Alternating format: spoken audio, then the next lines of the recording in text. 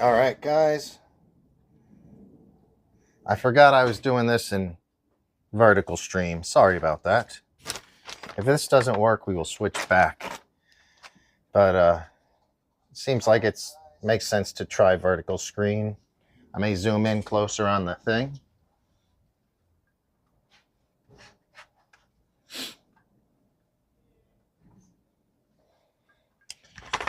I got quite a bit of stuff to do right here.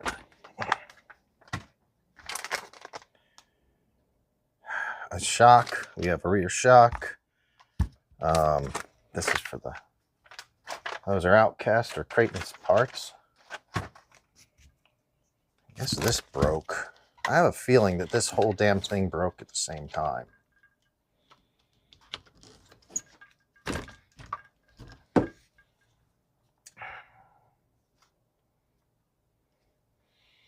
Yeah, so I'm not sure if you can see what happened here, but where the seat is, these two posts kind of sticking out of the back of the seat, you would thread this piece of plastic. It was originally plastic. And you would thread that into here to hold it in. Well, this one snapped off, and it snapped off pretty damn quickly. I think I installed this, and maybe my buddy got 1 or 2 rides out of it, and it ripped it out. So first, I just like to try to figure out, does anyone know, is this an issue because we put some aluminum in the back of this? I'm trying to decide if that makes any sense to me. I kind of don't think so, because I mean, this is still moving, and this doesn't really flex. I don't think that this would flex very much. And that's, it just literally pulled it out. What I think was more likely that happened, because as I'm looking at this thing, I'm realizing the shock is broken. So the top of the shock's actually broke, and it looks like it got hit in this direction. So I'm assuming there's a good chance these both broke at the same time.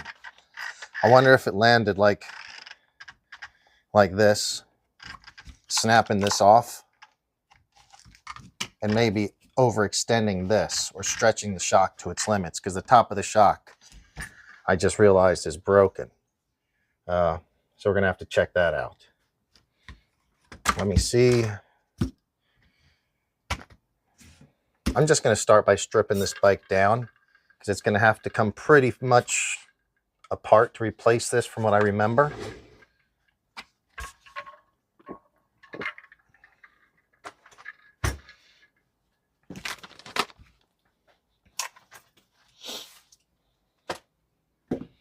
All right, what do we got going on here? Let's get the tools ready.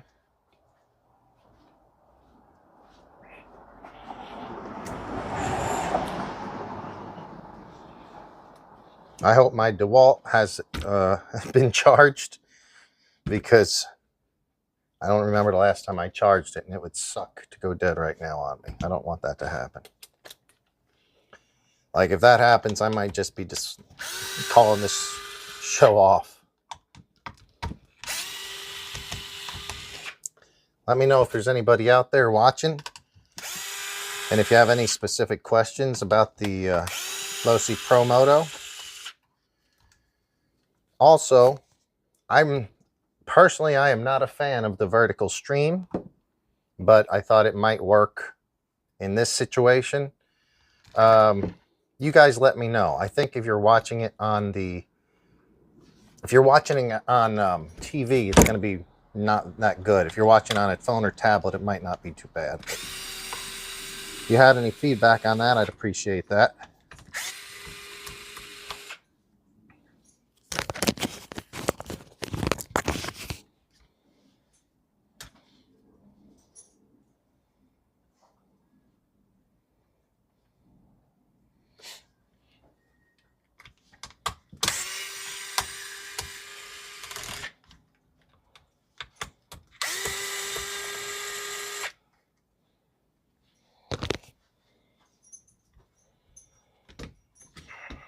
So I think for what we're doing, that's probably all the plastic that needs to come off. What else are we doing? Oh, we're doing a shock on this as well.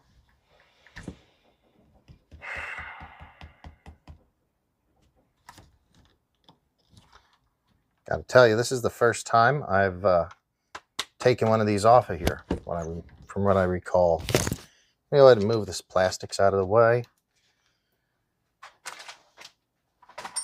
That's a good spot for him. Just going to start pulling screws out and see what it looks like.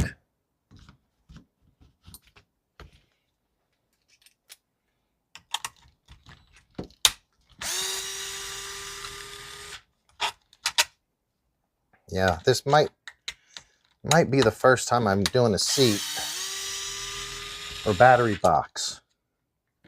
So I'm going to try to remember the long one goes in the back, which if I'm looking at it, it looks pretty obvious. The short one's in the front. What I usually do is I just lay them out kind of in the order that they would be. That's only two right there. Back, front, the first side. I'm going to do a second side.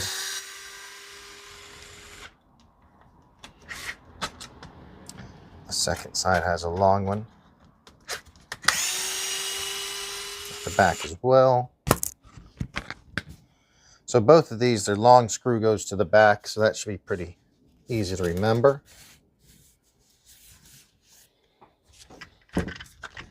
That's all it takes to get this box out. So that's nice. Oh man. Yeah, I don't know what he did here. Anybody in chat watching, anyone has an idea of what happened here, let me know. He does have a lot of aftermarket parts on it. Everything seems to be really smooth though. I know sometimes if you add weight in the wrong spot, it can cause things, but I feel like this was more just a really bad crash. What is that?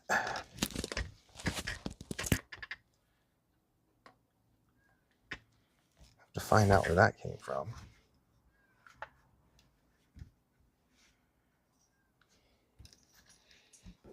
Oh, the wires.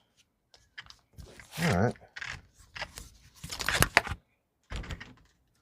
Hey guys, if there's anyone watching, we'd love to hear from you in chat. You can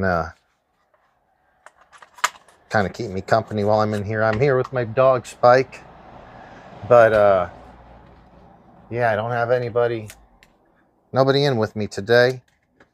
I just have a lot of repairs to get done and gotta make it happen. So I thought I'd stream and hopefully a few people would tune in and say hi. Love to hear from you guys. You can tell me about your opinions on the Losi Promoto if you want. Your thoughts or ideas.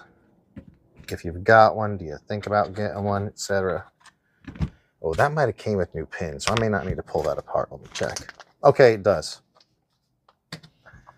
So I was just going to disassemble this box to use this hardware, but I'm realizing that the box comes with new hardware as well.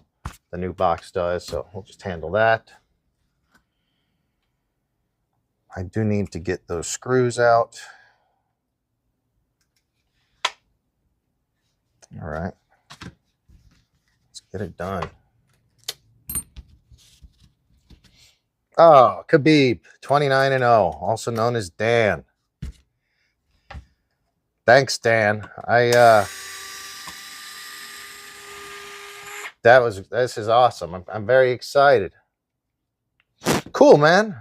I'll be on for the next. I got a couple hours worth of work here in front of me, probably. So yeah, guys, if you're watching now, Dan, also known as Khabib 29-0, was awesome enough to actually ship me something. I have not opened it yet.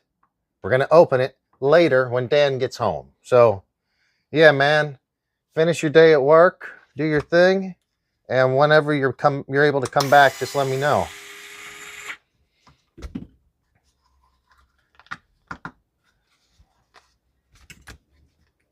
Yep, He shipped something to me all the way from Australia. This is exciting. Nobody has ever shipped me anything for an RC other than stores that I've ordered them from. Yeah, this is very exciting. Very cool. So I am having to disassemble this box a bit so I can get the driver mount off of it.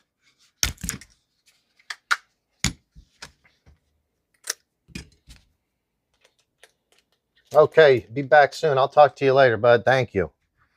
Yeah, guys, if you don't mind thinking about subscribe and also hit the notification, because this isn't my normal show schedule. I usually do a show on Friday evening, and that's more often with a guest in the place. This is just a random. Sometimes I got to fix stuff, so let's go ahead and get it fixed. Oh, I wish I'd have noticed which way that seat post went. I have to look at that right to remember. It has to be forward. Has anybody else busted a Losi Promoto motorcycle yet? Got a couple here. This one I've driven quite a bit. The other one I have not driven. This is a friend of mine's. He's driven quite a bit. And yeah, they're a lot of fun.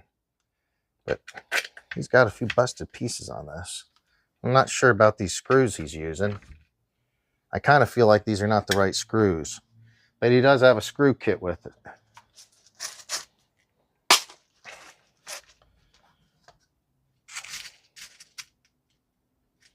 We're looking here. I'm pretty sure that these would be... Yeah. Yeah, those are countersunk screws. Let me see if I can find some.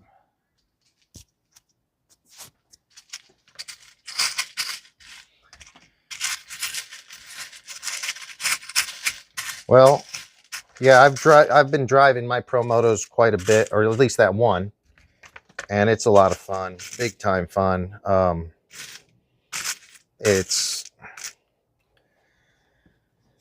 I find it to be a very durable machine. I haven't really broken much on mine, and I've probably got like at least 50, 75. I forget. I quit counting at like maybe 70 packs.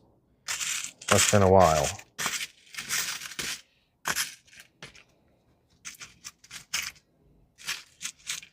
All right, if anyone has their manual handy, could anyone tell me the length of the screws that are supposed to be at the bottom of the driver? Because I remember my friend told me when he first got this that the driver screws came out on his first run, so Losi probably never stuck them in there. The driver just came apart. So he had some other screws in there. They weren't countersunk. These are countersunk, and I think that would work better. The originals were countersunk, but I don't want to pull one of those apart just to see what the original is.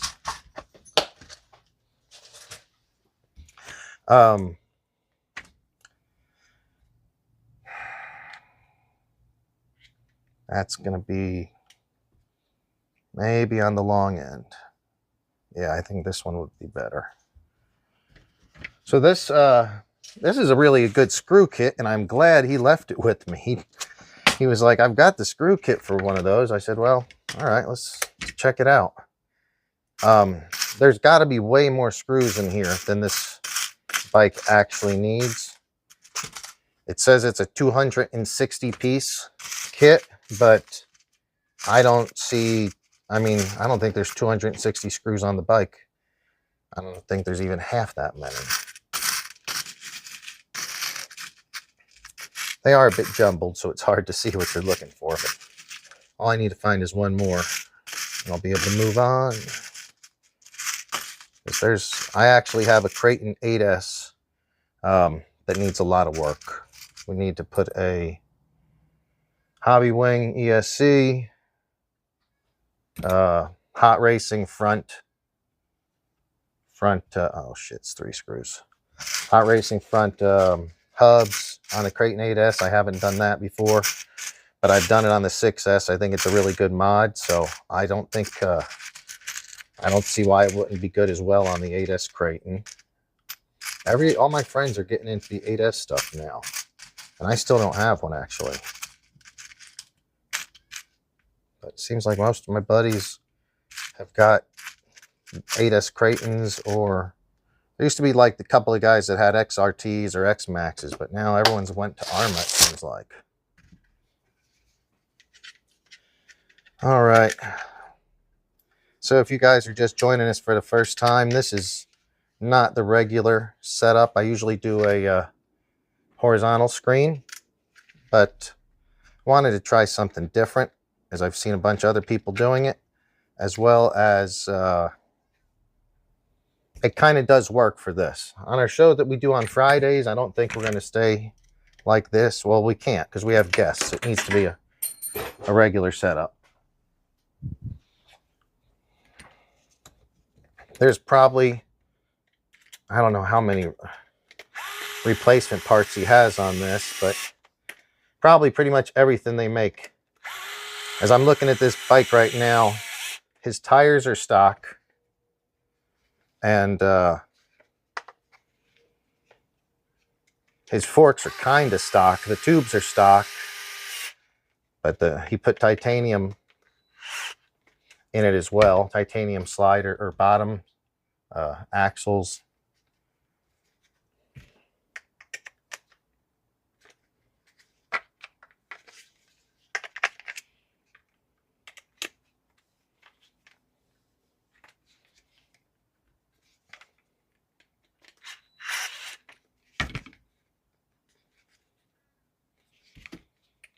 I'm afraid of going too far and stripping them.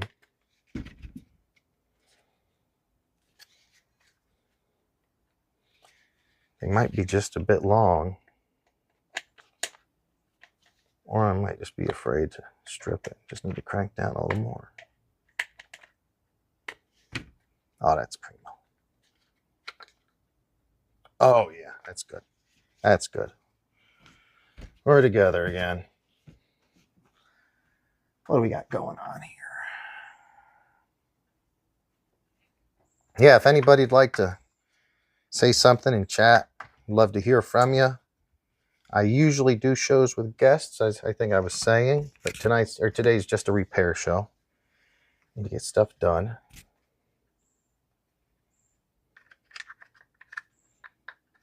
Let's see. Put this together.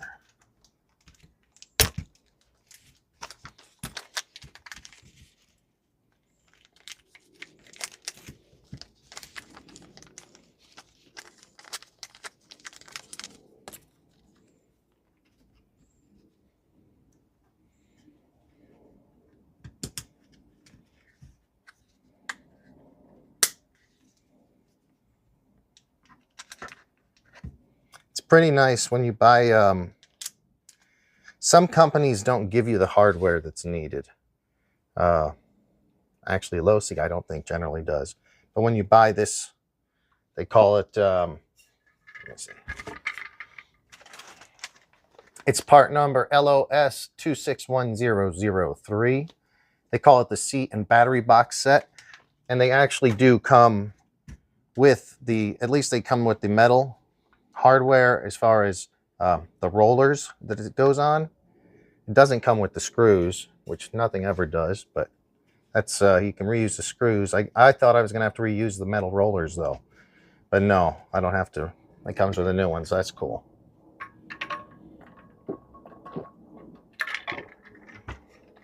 All right, what do we got going here?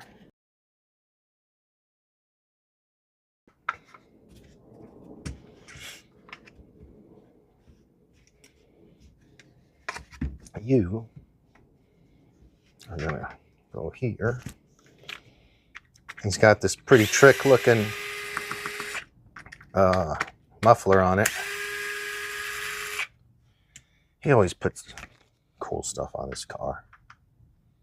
But yeah, it's a GPM 7075. This is upside down. There we go. That fits a little better. I'm sure as soon as you wheelie up, it hits that and it just spins it. Just a 3D printed part, but not the not the aluminum, obviously.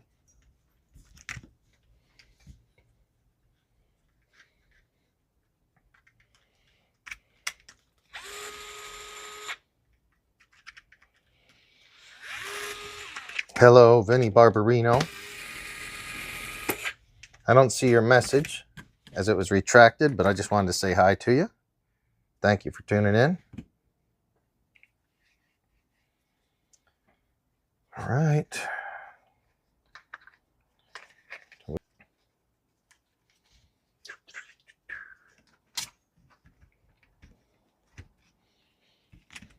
Has Losi made RC motorcycle for a long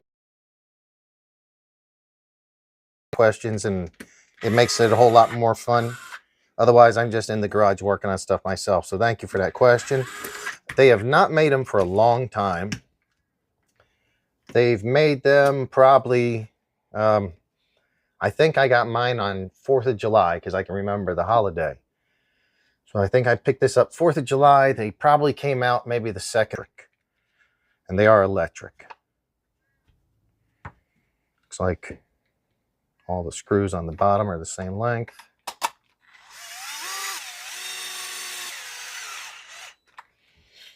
And it's another guy on YouTube do it.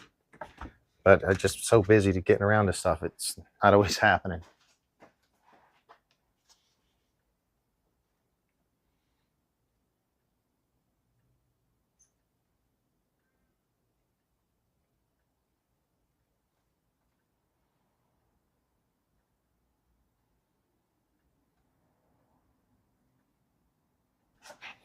All right, sorry about that, guys. I want to make sure my phone was charging and staying cool. I'll turn that fan on.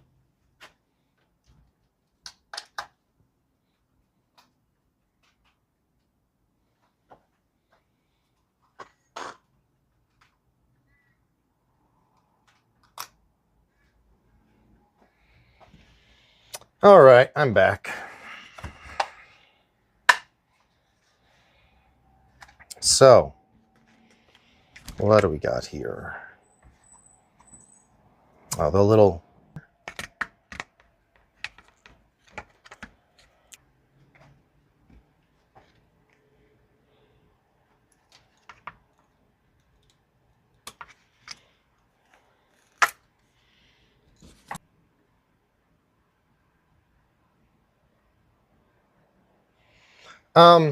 I do have... They don't have a street version. They make tires that are a street version.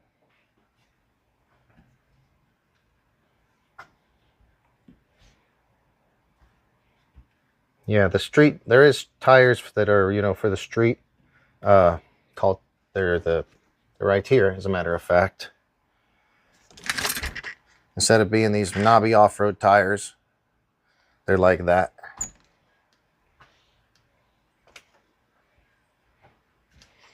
Guys, let me know on my end if let me know, is it buffering much?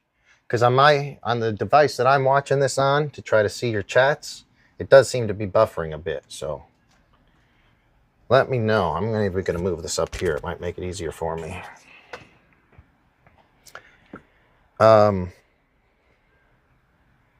We'll see if I don't break this. Anybody that ever used these retaining clip little rubber band things, before you pull them through, you might want to put a little lube on them. And I've never put it on this. I've only put them on bodies. So I usually ream the body out a little bit more, but we'll see how this goes. I hope not to snap it.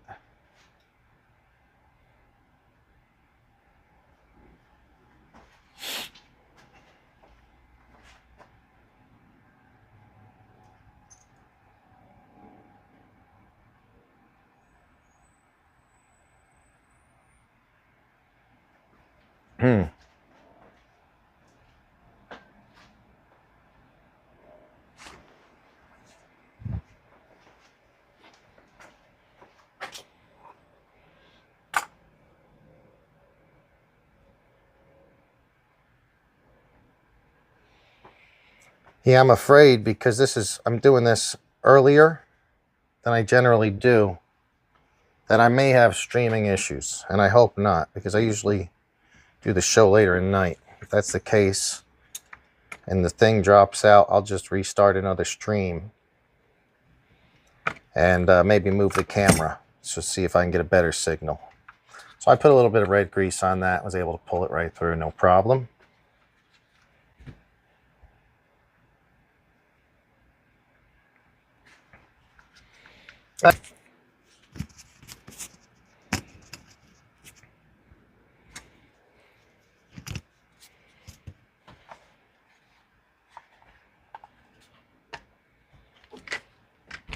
Oh shoot, I almost forgot we had to do a shock here. As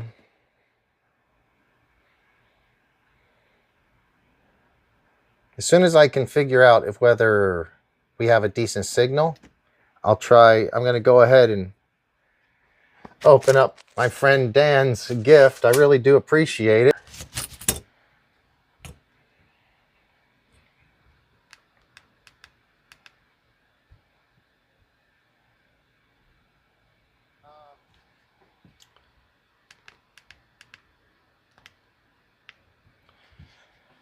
Let me see. Let's I got to do this shock. So my buddy broke his whole shock. So Tim, I think you got here late. My buddy, we were going to do the battery box because he ripped the studs out basically of his old box.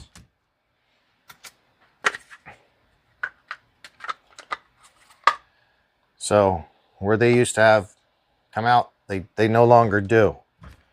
Obviously you need your little tailpiece there with the fold up.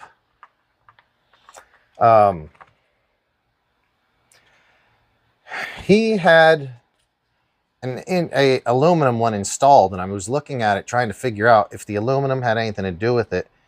I don't really think so. I don't know what you think, but let me know what you think if you're out there and listening, Tim, aka these old flapping lips, because you've built on these a lot. I feel like because of in combination with the top of the shock being broke, what I think happened was a loop out or something, where he landed like this and forced the wheel this way, breaking the top of the shock. And then also at the same time, the rear fender would be here and breaking that off of the battery box. That is my opinion on what has gone on, but this is the first time I've seen it. So who knows? Luckily, he had a spare shock, believe it. You know, he don't mess around. He wants this stuff to be ready to go, and I don't blame him. But yeah, just got that back together. And I'm going to put this rear shock in so we can pop this together. And then we're going to be opening a mystery package. Let me tell you the story on how I got this. Hopefully, Dan, you're there listening. And because I want you to hear this story. So I saw the tracking had it out for delivery yesterday. And I was like, okay, here we go. And I see the mailman. I go to walk the dogs, and I see the mailman. He was, I live in apartments, so there's a whole bunch of apartments. And I don't want to bug him. I'm like, I'll just let him put his things up. And then I'll check it and see what, you know, I'll get it as soon as he delivers it. So I just keep walking the dogs, and he's putting mail in the boxes and everything.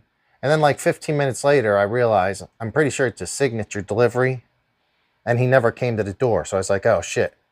I check it on tracking, and they said they shipped it back. Yeah, well, they shipped, yeah, I can't believe they shipped it either, but they tried to deliver it, and then I checked tracking, like if I seen the mailman, and then when I realized he hasn't come to the door in like 20 minutes, tracking says they returned it to the post office because of a bad address. And when I was like, oh shit, let me go see if the mailman's still out, you know, somewhere else. So I went out there and I actually was able to find the mailman. He was just in the same complex, but one building over. I was like, hey, I'm expecting a package, which I've been watching and tracking, and it says it's going back to the post office. So he looked, and instead of it, whenever somebody did something on the label, the apartment number was missing a digit. And so he was like, I'm a new guy in this area. I don't know who lived there or whatever, because it was missing a digit or something. So anyway, I was able to pick it up from him. No issues, no problem. He was cool about it. He's like, thanks, buddy. It saved him work. He didn't have to go and have to bring it back. But yeah, I was paying attention close enough, luckily, that when it happened, I was able to catch him before he carried on to the next place. And so that's cool. And we'll check it out here, and hopefully I'll get this done in 15 minutes or so. Less, should be less. Pulling the screw out of the bottom of this old battery box, because the shock gets snapped off. We'll take a look at that. Shock gets snapped off, leaving this like a bushing behind. So he did get a new shock. And guys, if you've not felt these shocks, these are stiffer than any of my Kraton or any of these other shocks. These shocks are stiff as hell, and they have to be to work, I think. I mean, I couldn't imagine them working too much softer. Maybe some, but these are really stiff compared to normal, like A scale size shock. All right, so pulled the parts out of here. Let's put this here. Does it matter which way the bleeder goes? I'm going to be honest, guys. If I wasn't in a hurry to open up the package, I would probably pull this bleeder out and make sure the shocks are bled correctly. But then again, you know, I'm sure it's fine. It feels good. All right, so this will be that way, and yeah, let me make sure I'm not getting something backwards here. Yeah. It's kind of nice to have a spare to work on. Yeah, it would just flop, plop, and drop. Yeah, the rear suspension on this, if you guys, when you just push it, it feels correct on the bike. But if you were to actually hold the suspension in your hand and feel it, it's a really stiff shock. I don't know, is that all from valving?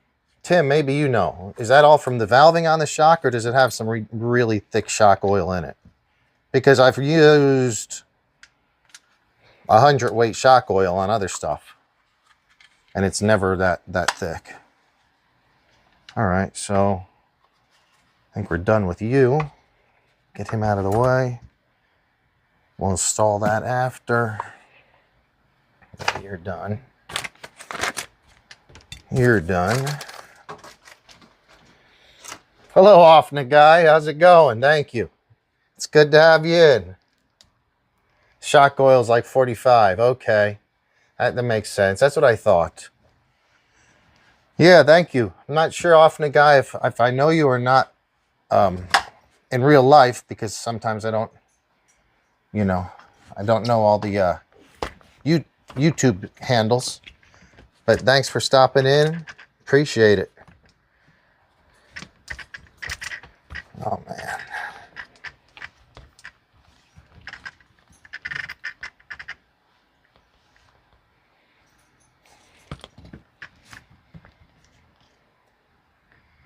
One thing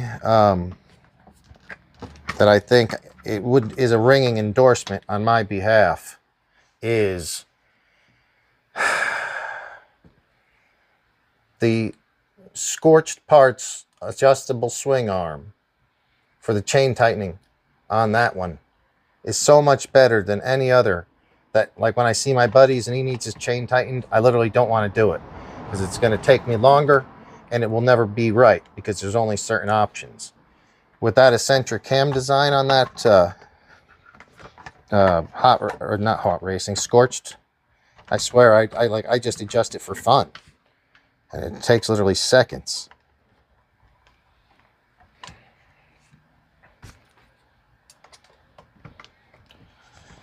All right, see if we can get that Losi replacement shock in there. Beautiful, beautiful. So when I took this apart, I dropped something. I didn't know what it was. This little U-shaped piece came out. Yeah, off the guy. Thanks a lot, man. Oh, this is the first time here. Thank you. I didn't know. Thank you so much. We have a bunch of fun guys in here, like these old flapping lips, Khabib 29-0. This is, I don't really ever do a show. This is a rare show. Mostly the shows are on Friday, and I usually have a guest here, and it's a different setup. It's not a vertical stream. It's like just regular. We sit down and talk. But since I had so much work to get done. But thank you so much, especially being your first time dropping in. I really, really appreciate it. Yeah, so that piece fell out. It's just a grommet to keep the wires from getting chewed up. So I feel like I should be able to get that lined up pretty simply. Yeah, there we go. That was sweet. That was too easy. You know how when something's too easy, you're like, what am I forgetting? Because that was just too easy. Yeah, I absolutely. Tim, these old flapping lips is also known as Tim. Yeah, you're absolutely right. I feel like that it's just so easy to use. It works so nice.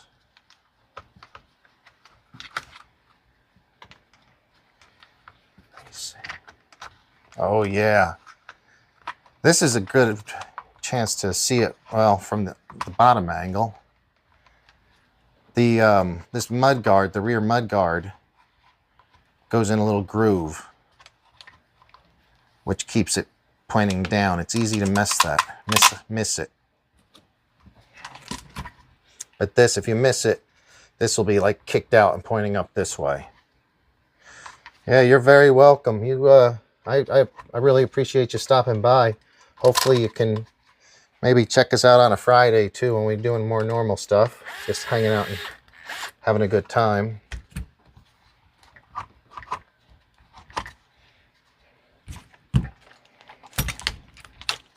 One thing that I seem to have forgotten again is the my reading glasses. You got buggies and truggies. Cool. We sometimes have buggies and truggies on the show.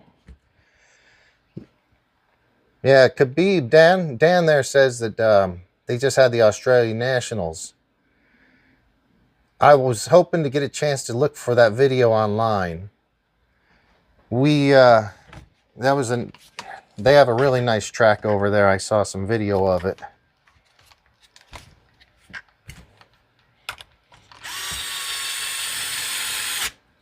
Dan also does buggies. I think Dan has, if I'm not mistaken, I think you're driving a Mugen right now, right? Oh, and you're gonna oh, awesome, dude. Thank you for subscribing as well. If you have any, let us know if you post any RC stuff on your channel, or do you just watch? Because if you have anything out there, let us know. We'll go check you out and subscribe as well.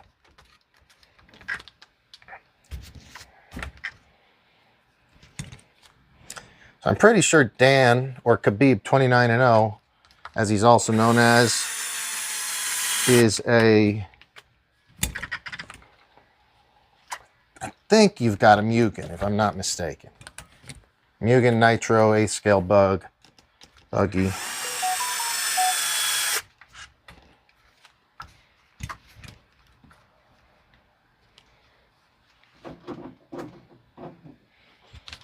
And that's, I don't remember there being that much space.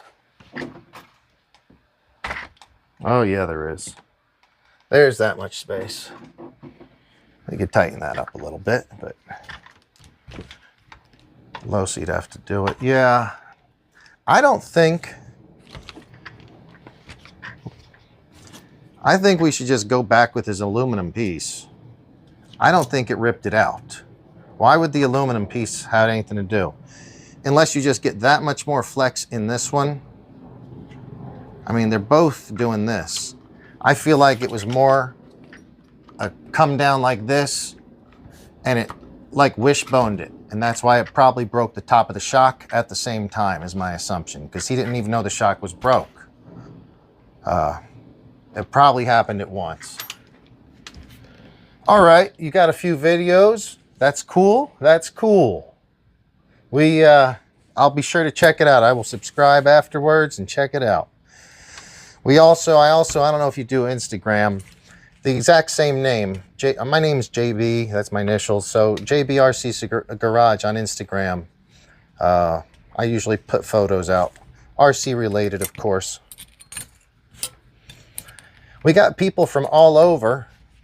Khabib 29-0 is actually from, or lives in Australia. Hope he doesn't mind me saying that. We got people in here from Michigan. I know we got Michigan and Australia. I'm in California. But yeah, thinking about doing a live show from doing like a remote in the next week or two. Yeah, guys, let's get this done. Almost done with this. Southern California or South Carolina?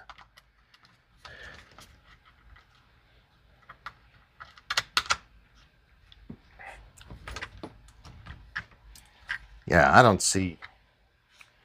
I see no reason why the aluminum broke it. I think it was just a nasty bad crash. So we're going to go back to that one.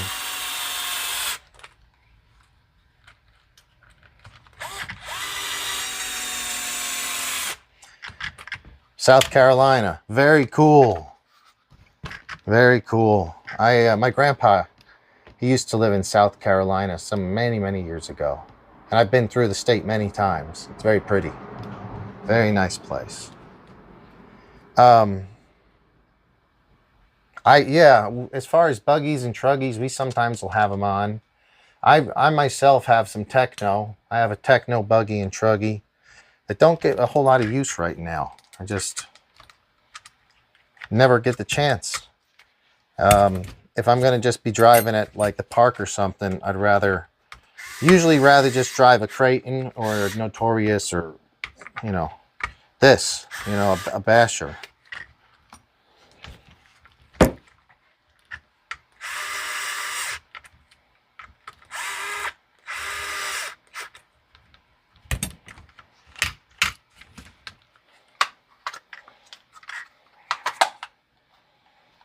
Yeah, that's fine. It wasn't that broke it. He must have just crashed really hard.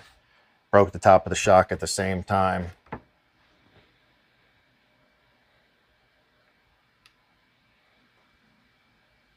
YouTube channel, okay. I'll check it out. He's going to check it.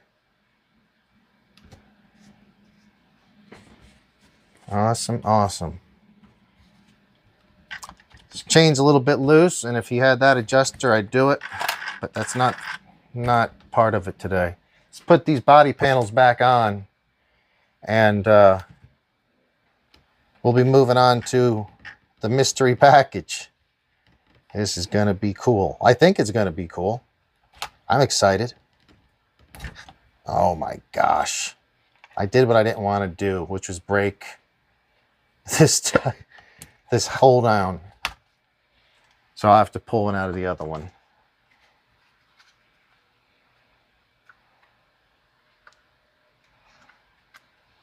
He has a rather large clip in there. I think we're going to go back to a stock clip. That was giving me some trouble.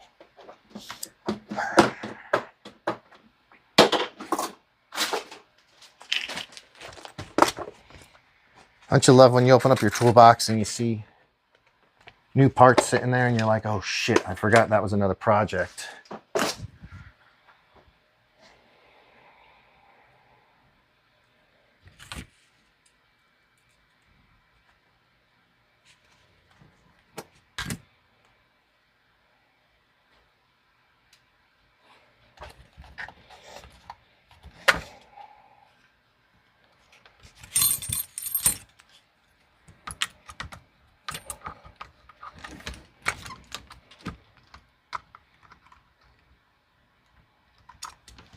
Okay.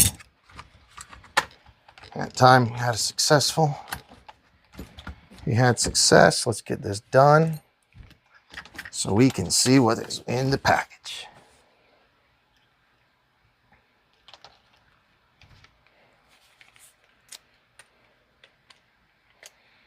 Thanks, guys. You know. All right. Well, it's cool. We certainly appreciate you coming in and talking in chat.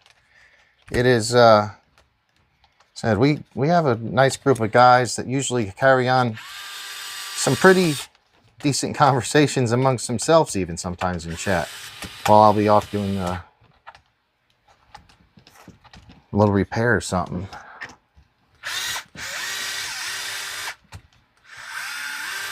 I can't see it.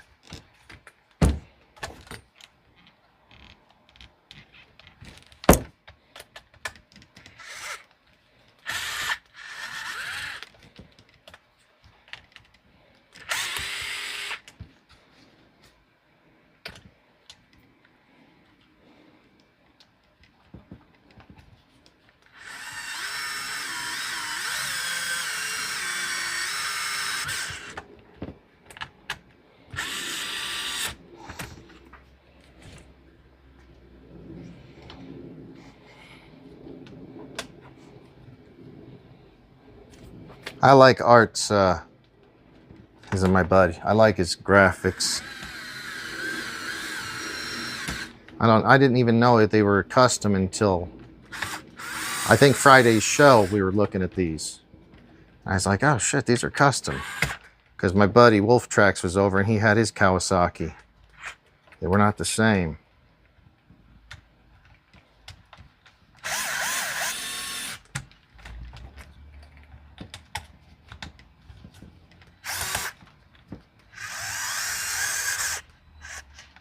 A little hint that may or may not help you guys. When I'm threading into plastic and I want to make sure, yeah, he's done everything on this thing.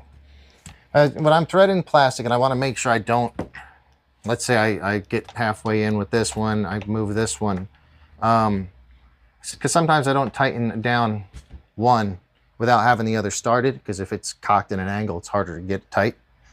But what I'll do is, you know, I'll get them started, but I don't like to, once I get near the end, I will often back them out just a little bit and go back in so you can feel again, is it cutting new threads or not?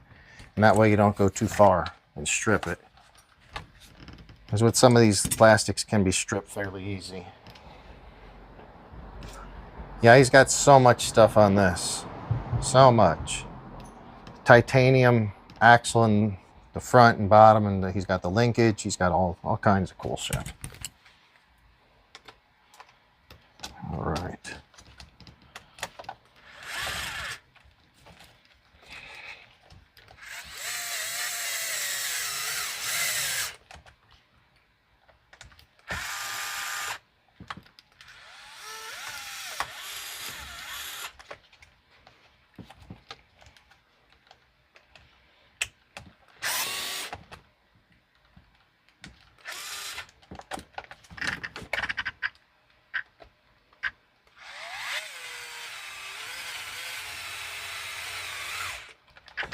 I really like how slow this will go.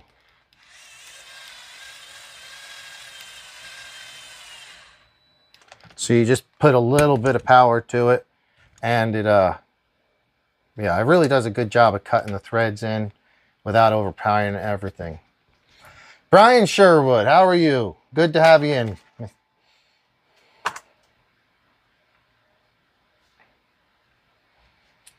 Get that down there, Brian Sherwood, and off it goes.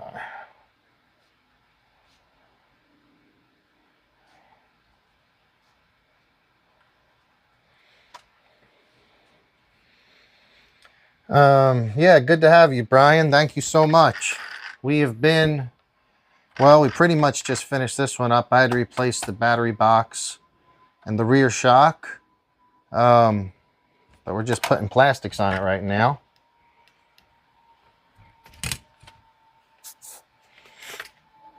I do have Kraton 8S has a lot of work needed, which I may or may not do today. We'll see.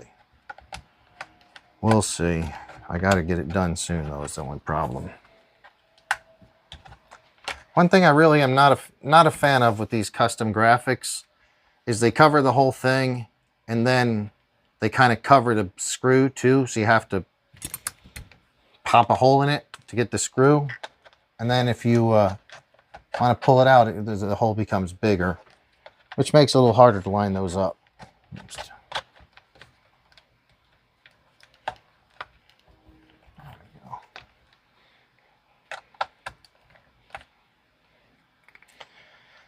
So Brian, you've got 3 Promotos. That is cool. I think that these are definitely a lot of fun.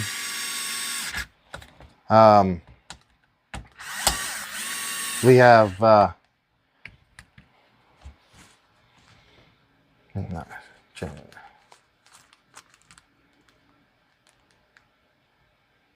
if you're saying what kind of engine it's in, this one is still the stock engine. This is a I have successfully made my own connecting. Oh, that is friggin' awesome. That's awesome. That is cool. I want to see that. If you've got that on the video, I'm going to check that out, because that's freaking cool. I know. I mean, I'd assume you must have some sort of machine skills or a machine shop available to you. That's really badass, dude. Made your own connecting rod. That's funny. Good job. I think I'm going to tell my buddy he should probably, before these guys get wore out, put holes higher so he doesn't grind his toes as much.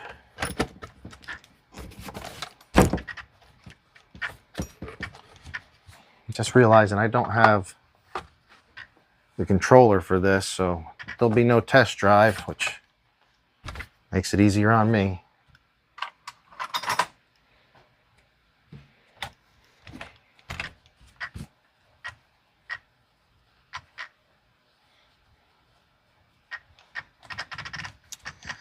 I'm pretty lucky that around here we have a group that gets together on Thursdays, you know, 8, 10, 12 people with Promotos.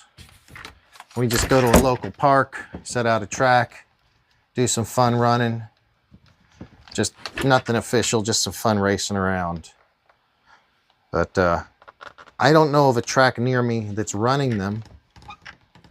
Tim, also known as These Old Flapping Lips, has a track in his state, but it's quite a drive if I remember correctly. About 3 hours maybe. So, oh, here's another one, guys, and I know that you guys already know this. Make sure you loosen the pinch bolt on the bottom. My buddy went to loosen his axle, and he's like, it just stripped right out. It stripped right out. And I'm like, what do you mean it stripped right out? Because it wouldn't move, it just stripped. And he's not wrong, but it's not stripped. It just, yeah, he just barely stripped the tip of it. It wouldn't move because the pinch bolt's pretty tight.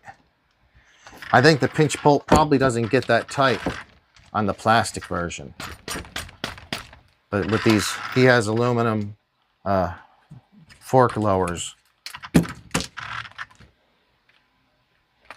So yeah, I got, it'll clamp pretty tight.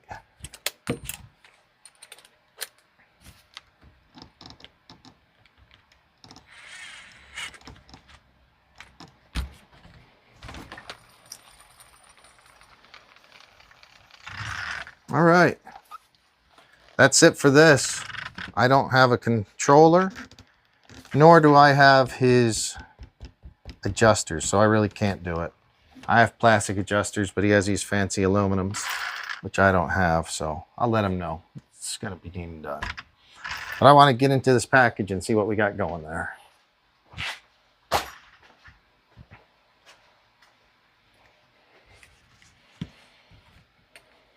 So, welder for 33 years. You handmade it. Oh, with a file and a battery-powered drill. That's freaking awesome, dude. That is badass. Is there a video of that? At least maybe if you didn't do the whole, you don't do a video of the process, is there a video of you just showing it and explaining what you did? I assume you got a piece of,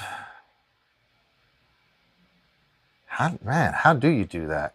Is it like a aluminum? Is it aluminum that you're making out these rods out of?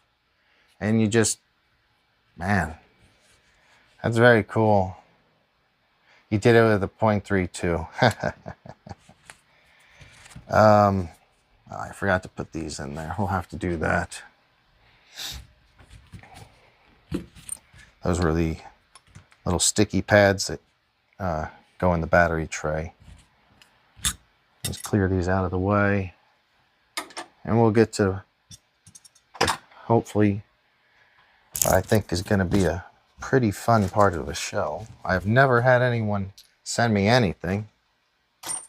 And it's really cool. Thank you so much. Khabib, also known as Dan. Thank you. Let's check it out.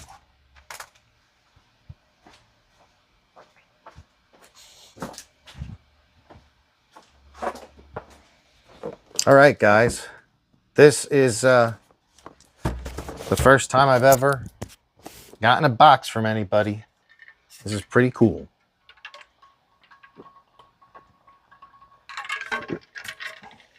And I'm thirsty.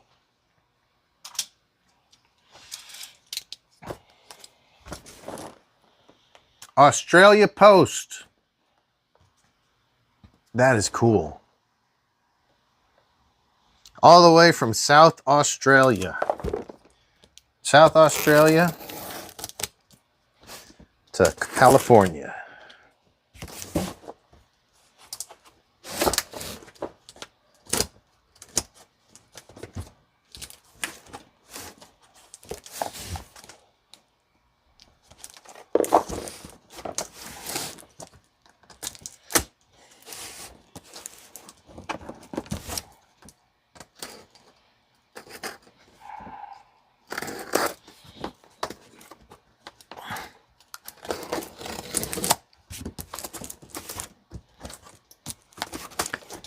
You know, they sure do pack them good there in Australia.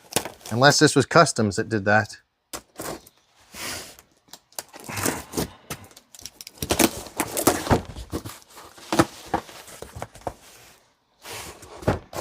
All right, so it's from my friends down under, Dan and Adam. Keep up the great work. Love the channel. Thank you, thank you, thank you, thank you very much. That's really, really cool of you. I can't even imagine taking the time to reach out to me like this, and it's very thoughtful. I mean, you had to first put the box together, go to the post office, mail it. It wasn't cheap to mail. Very thoughtful. I'm kind of taken back by it. I never thought by doing this show somebody would send me something, but thank you so much.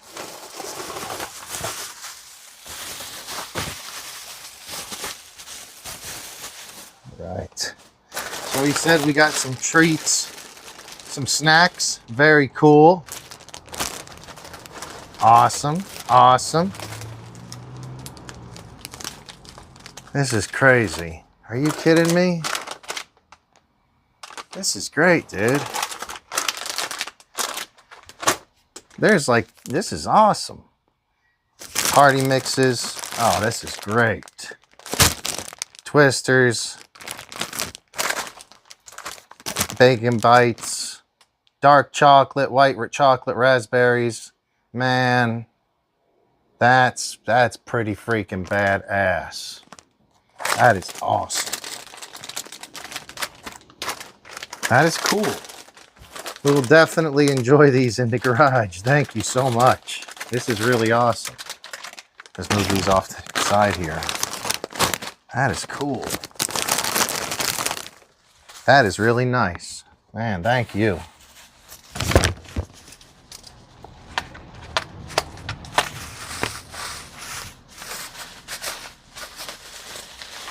Oh, man.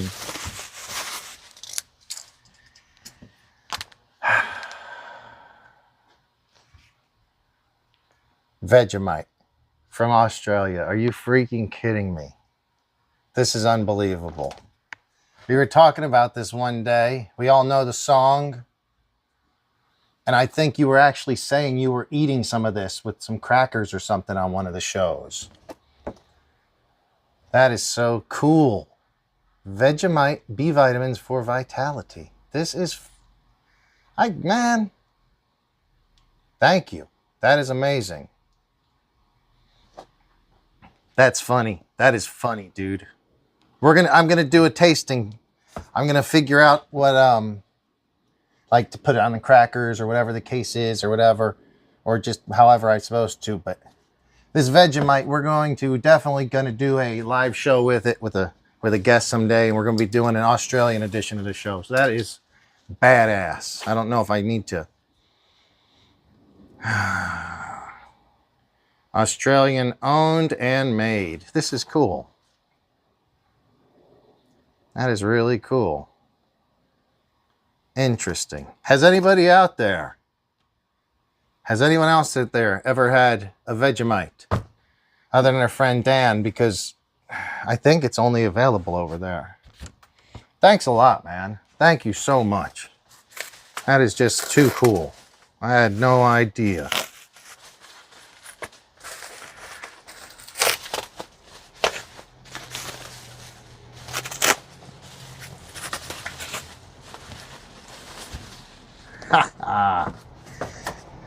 So, I kind of had an idea of what we were doing here, but I didn't want to know. I wanted to be surprised, and it's an RM sticker kit because I do have a Suzuki over here that's looking good, but naked.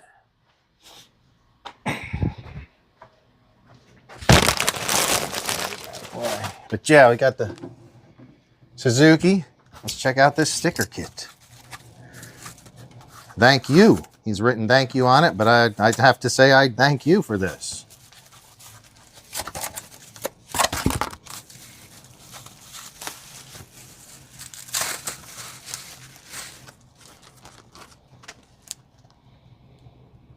Oh, this is cool. Looks like, I think it was one of the Hart and Huntington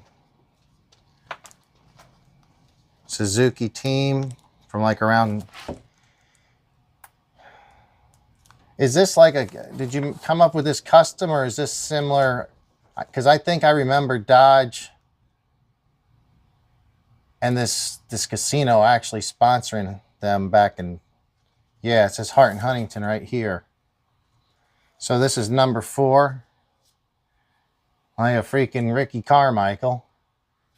And you guys can't really see it right now on camera, but I have a Carmichael replica, kind of a Carmichael replica. The last 2-stroke, the one was, I think this one won the championship before we went to Honda. Man, that is cool. Oh boy. I'm quite taken aback. Man, that's so freaking awesome.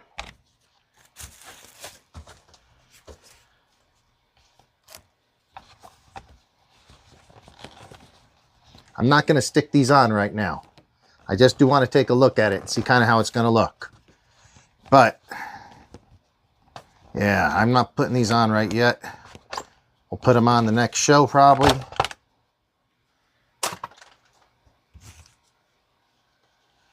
Perfect. Freak, yeah, man. That's going to look sharp. That is going to look good. I don't know if it's that way or...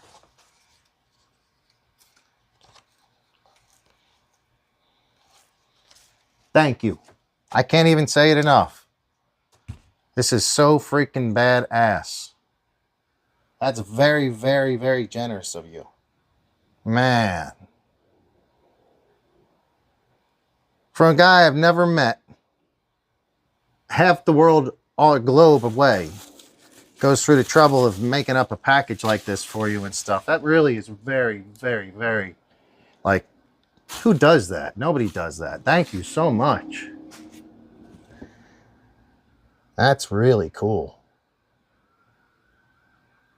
And the just to do that, man, I don't deserve that. That was great, man. This is freaking awesome. I am so happy about this. I'm going to, you guys let me know if you've already done some kits. And Dan, I know you have, because you've got the, I believe, the Wyndham and the Dungy kit. Is there any trick to installing them to making the job easier?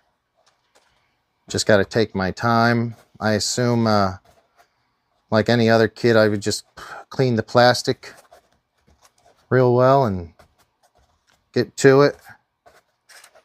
This is awesome, dude. Make sure none of them fell there. Yep. Man, I can't thank you enough, Dan. I cannot. This is awesome. Guy even sends a personalized note. That is great.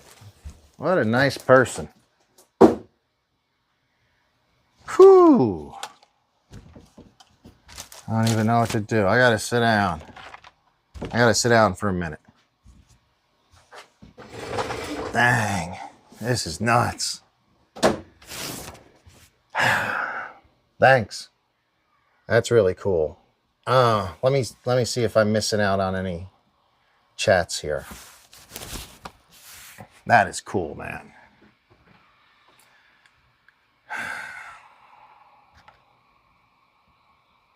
Oh yeah, you guys are talking up a storm in there. Freaking awesome. I love it. This chat, this is what I want this channel to be, is like a bunch of people that can get along and BS and meet each other from across the globe, as it so happens. 29th. First, appreciate that.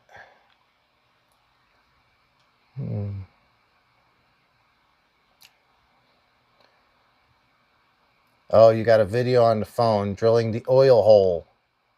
Man, that is really badass. Craftsman 775 aluminum. Same aluminum that Rossi has and Pico. That's awesome, dude. You should just upload, even if it's a no edited video, just upload it and say, you know, drilling lubricating holes or something and rod. Because who makes their own rods? I never would imagine that.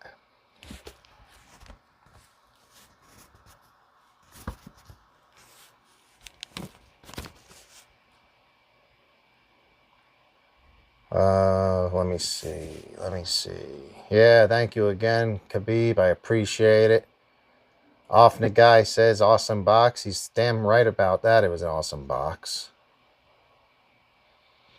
Damn right. Buttered toast. Okay. So he says a little bit on buttered toast. I'll figure it out. Absolutely. Vegemite and Ritz, that could work easy for me, because I always got Ritz around. So you do custom mufflers. Awesome. There's a video, you welding it up. Crackers. Awesome. Awesome. I'm going to be doing that. I'll get some crackers and bring them on for the next show. This is so funny. I might be the only guy around with Vegemite.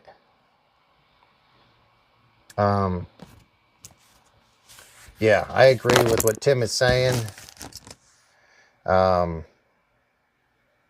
These bikes are easy to drive, but there is a learning curve to drive them well. It's hard to hit the same line over and over. You do need to practice and figure them out. And Dan said that those are for the VMX bike. Is that right? I'm not for sure about that. No, they look like they'll be fine. Yeah. Look like it'll fit fine.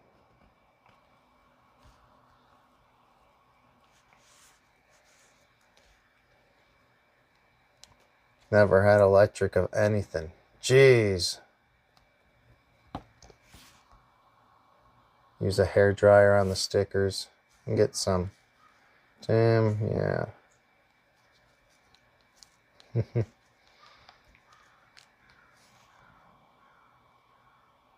So what else we got going there? Never had any electric. I want to get a... Electric is so much easier than nitro in my opinion, but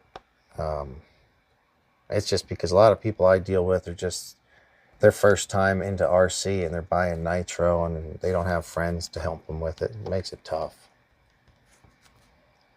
Yeah, much superior electronics these days. I agree. And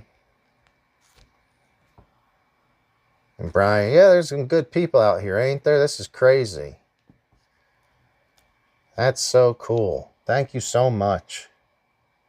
Can't hardly believe it. That is just great. I've never been there to Australia, but this is cool. This is so cool. I'm definitely going to like these chocolates and stuff like that. That's awesome.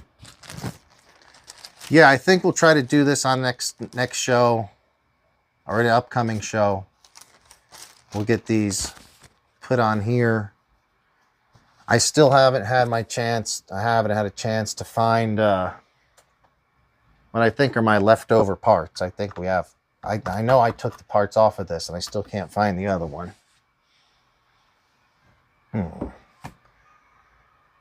Now, that went good. That was really good.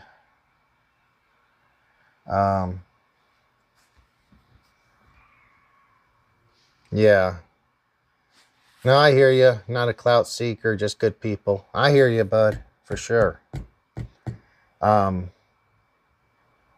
Should I do the... Man, I like working on these. I don't like working so much on those big trucks.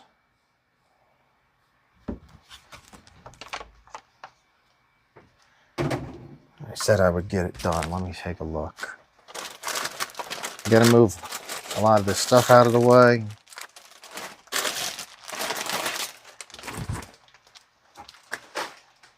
I think I'm gonna...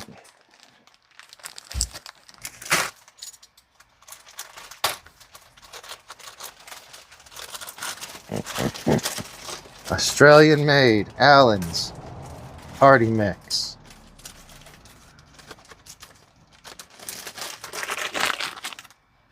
Oh, cool.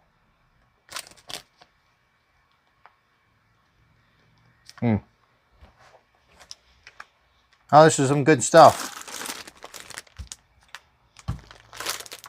Thank you.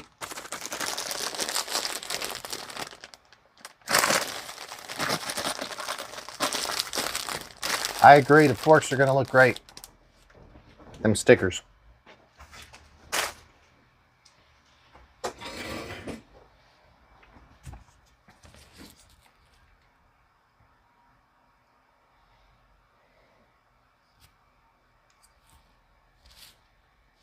Man. This is cool. Very cool. You tell me another show you can go on that find somebody fixing Promotos with Vegemite. Well, there's probably one in Australia, actually. I guess there is. Yes, she's going to get some too. I think I'll let her try some first because she's not going to want to wait till the next show, unfortunately. So I'll probably let her try some. But I'm going to try to wait till the show.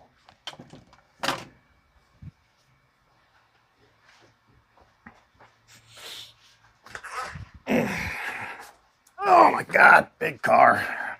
Big car coming through. This damn thing. Whew.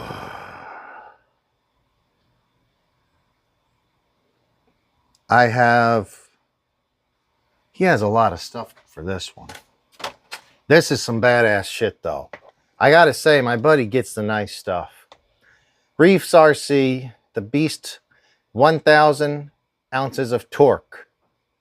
You can actually get, because we're going to run it on 8.4 volts, it's going to be more. 8.4 volts, we're looking at 1,080 ounces of torque. Almost 1,100 ounces of torque in this bad boy. So this is going to go in there.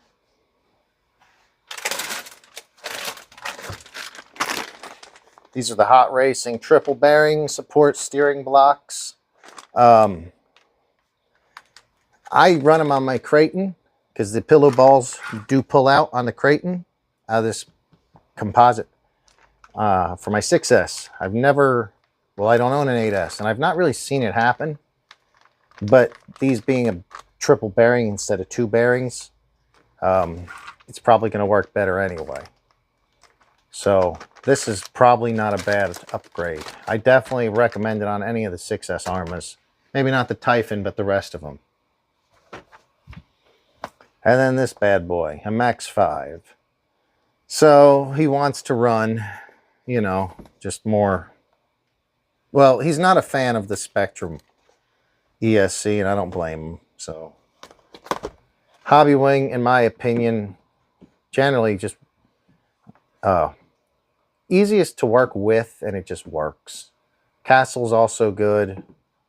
There's a lot of race brands that are good, but hobbywing is both a race brand and a basher brand, depending on what you get from them. And they're, to me, I found it very easy to program and work with.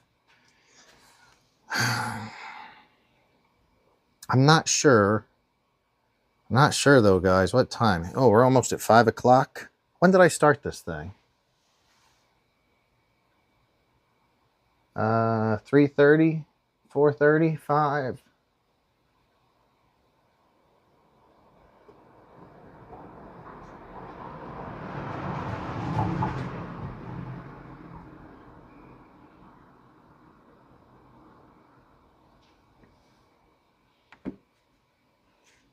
I rode many dirt bikes in your time and loved it and just got too old to do it.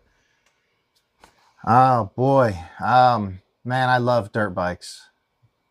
That was like all I wanted to do when I was a kid, was grow up and be a professional racer, and that never happened. Though I did end up working at a motorcycle dealerships for about 15 years and raced locally and was a technician in a shop on, you know, multiple occasions with dirt bikes.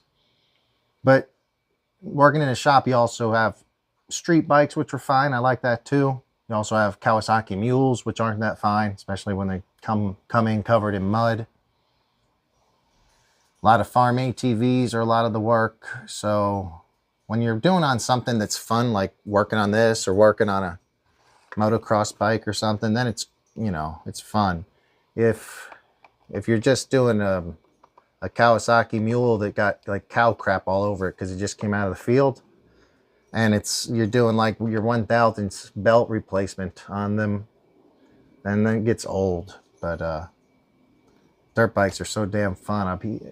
I hope to be riding. I haven't ridden in several years, but I hope to soon.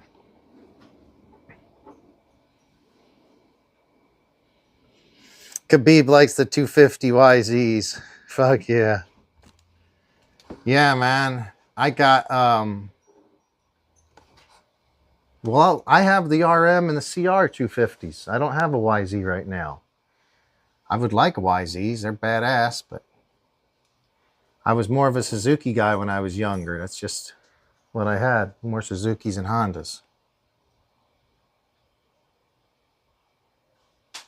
You were 12 years old riding a 490 YZ, and you made it to 13 because those bikes were, damn, dude. That's awesome.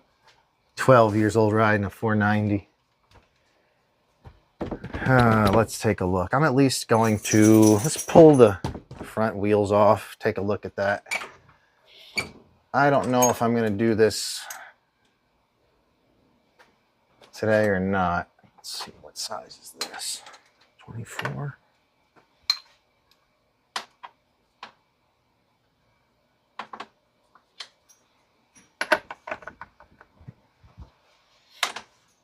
It's funny, when you work on these fifth scales, you sometimes have to get like real tools out for them. I mean, like full-size tools.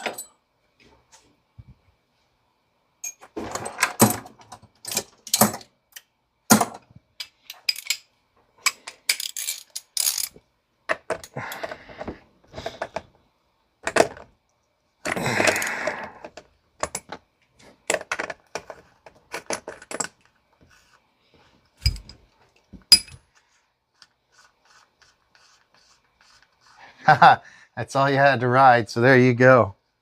I don't blame you. I would have done the same thing.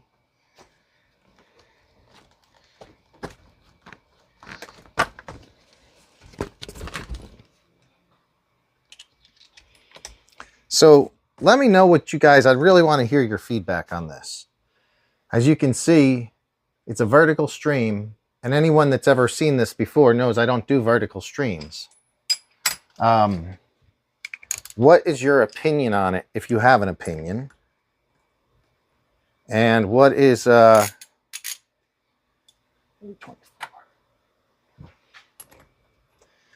you have an opinion? Is it harder to view? I personally find it harder to view because I usually watch stuff on my TV when I'm at home. If I'm on my phone, I don't find it really any harder. But a lot of people said do this vertical, mix it up once in a while, because you'll catch people maybe that don't ever watch the horizontal view videos, which is possible.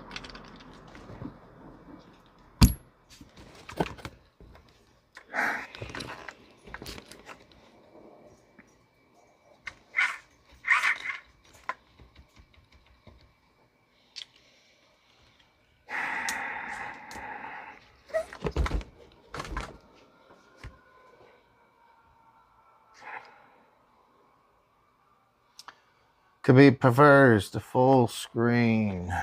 I would agree with you.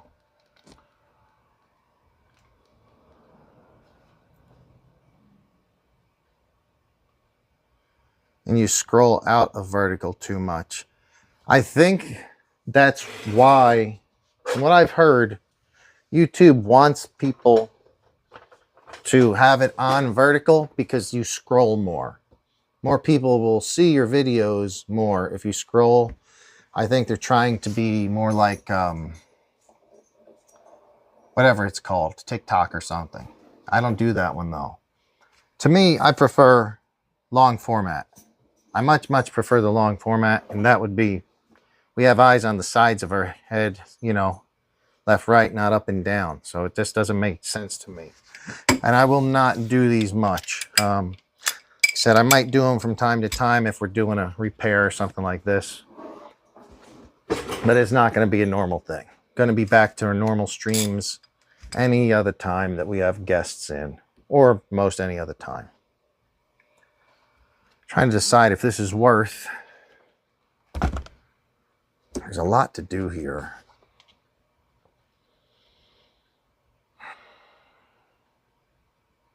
The ESC and the servo is going to be the same job. I'll do the servo. Maybe I'll do the servo first with this old ESC. Make sure everything's working correctly and then put the new ESC in. I could do this right now, which I don't know. We got any? What do you guys? You guys have any opinions? Should we do one or no? Let me see, get this thing turned around.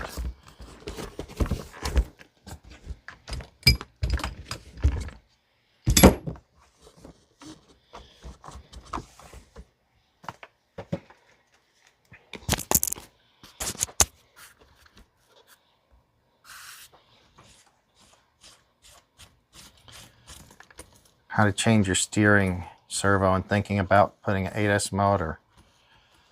Well, thanks, Silver. It's what, Silver Ream Gaming? I thank you for the question. I think this is the first time you've been in chat, and I appreciate that. I really do. Silver Ream. Silver Ream Gaming. All right, awesome. Just trying to write down your name so I can remember in case I want to mention you later or something. Putting 8S. So the Haas right now has the Traxxas Valenian 3S motor, but it's bigger than their Slash motor. The Slash motor, it's a longer can. They wanted it to be torquier than their regular Valenian, and it is torquier. To put an 8S in that is going to be... I haven't done one. You could... I think a 6S would be better suited. I don't know if I would go fully 8S. For one, how is the Haas... I'm trying to remember where the Haas's battery tray is. Because it runs on 3S now, 2 or 3S. To put 8S, you're going to have to put 2 big 4S batteries in there. I think a 6S would be more than enough. And on a 6S, what I would probably get is the Castle makes a 2200 kV buggy version. They'll call it the buggy version. It's like a race version, but it's not their higher end ESC. And you can run it on 6S all day long, and that thing would have double the power it has now. You could probably fit a 6S battery in, but I don't think, I don't know about putting an 8S. And the motor is just so damn big. I don't know that that would be helpful. In the Haas, I would probably stick to no bigger than like an 8th scale sized motor. But you can go bigger than what is in there right now. That's for sure. Jason Wright, thank you for joining us. Yeah, dude. So if you were around in the 80s like I was, and apparently Jason was, this is what it was like. You had to have a...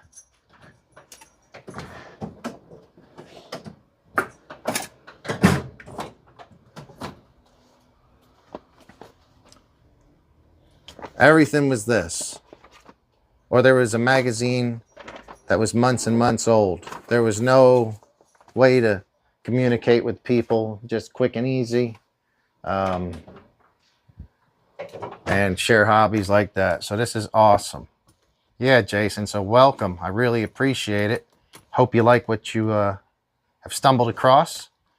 And, you know, consider subscribing. Been saying all day, it's not my normal show. I usually do a show horizontal screen, guests in-house or in the garage, and we BS RC cars, and then yeah, sometimes have some shots. But yeah, my normal show is on a Friday. I don't really do... I tried some other days of the week, but they weren't working out. But I really wanted to check out what Dan had sent me. If you're just tuning in, check out, I got a box from my friend Dan in Australia. And he really, man, you went over and above, bud. That was so awesome of you. Had all kinds of cool stuff in there. I don't know if I really want to do this. Wait. If it's triple bearing, why is there only 2 bearings? Do I have to pull the old bearings out of here? Because that would kind of be a bummer.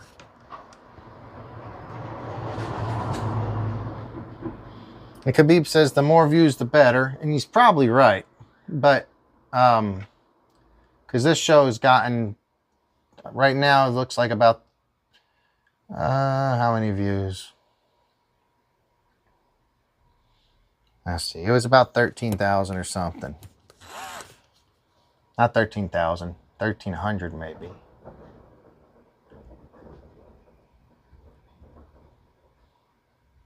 Yeah, 1,300.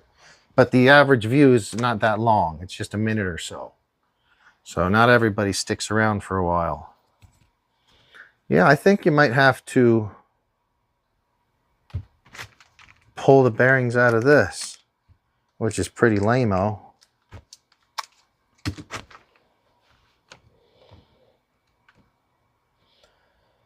Never owned a phone when I rode bikes. Yeah. Yeah. I don't think I kind of didn't. Towards the end I did. Silveream, I don't want to move to a race car because the Haas suited all my wants. Good in the sand at the beach. Yep. Yeah, the Haas is awesome for that stuff. It is great. And you're right. It's tall enough that it can go over, and they're very sturdy as well. They can go over sand easily, grass no problem, any kind of dirt. They like to backflip. It's a good car. It really is. We don't sell a lot of them. I work at a Traxxas dealer, or at a dealership. We sell Traxxas as well, and other brands. They don't sell as much as like the Slashes, because they're probably a higher price is what I would assume. They're great cars.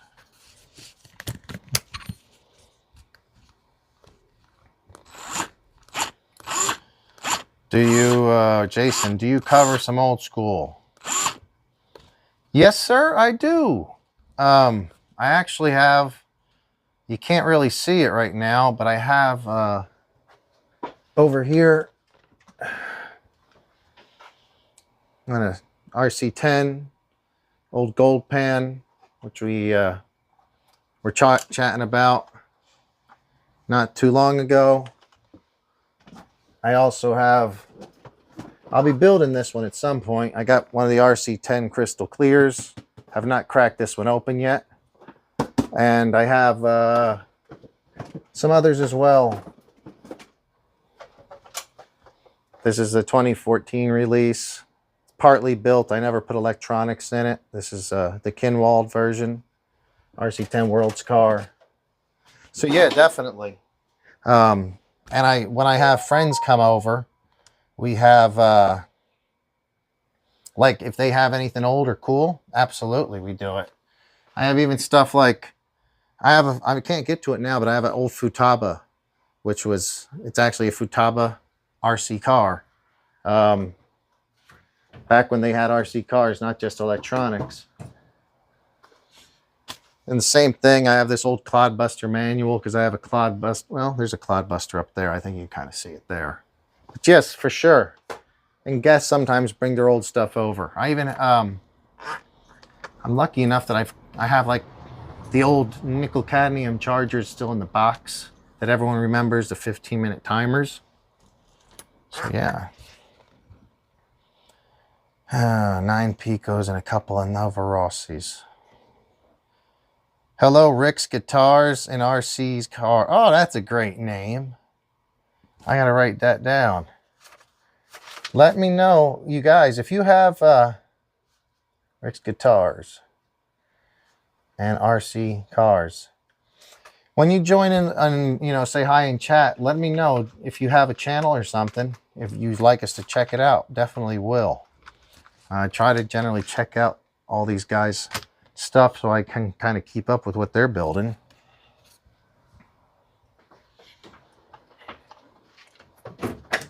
So here we are again, busting out the real size tools. Look at this. An 8mm.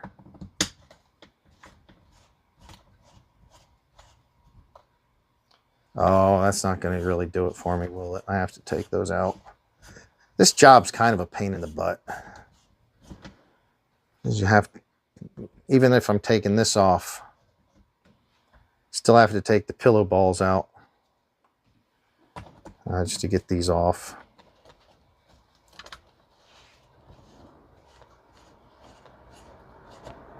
So, yeah.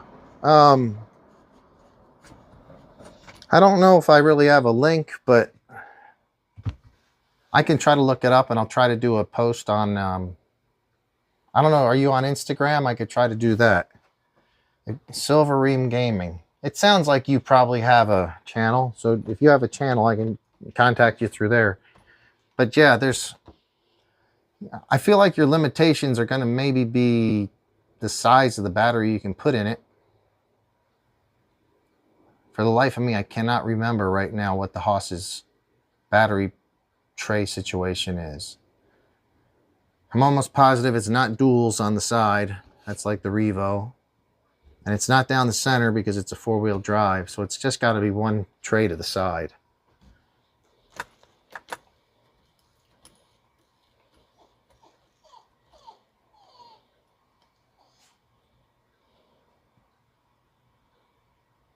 Rossi's the king.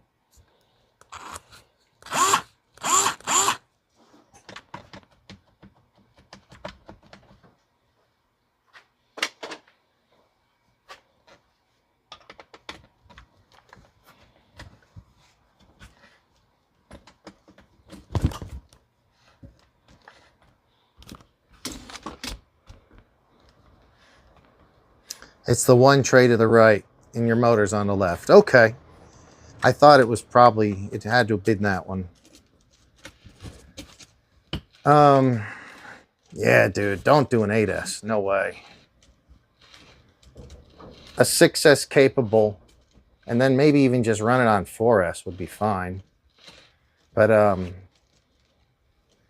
2200 kV, Castle, non-censored. They're fast. They're like race, you know, race speed stuff. But they're not too horribly expensive. And I think they pair it with the Sidewinder combo. Sidewinder is a fairly inexpensive ESC. Double check. I'm pretty sure that'll do 6S as well. But yeah, that combo, I think you can get around 300 bucks.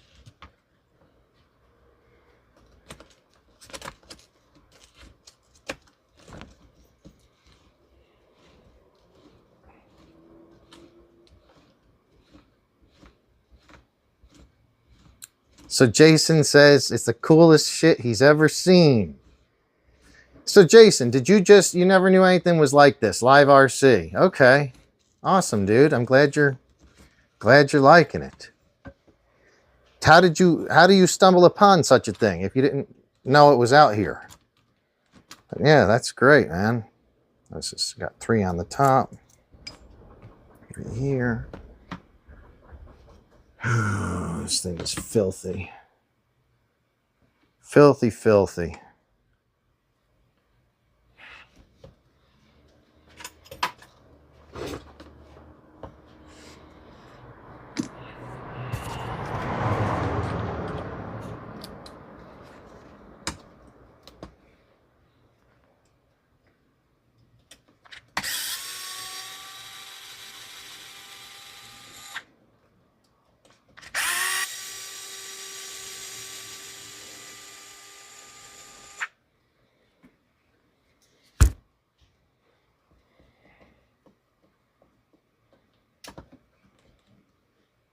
Oh, I shouldn't have taken those off. I'm taking the whole mount off the damn thing. Not what I meant to do.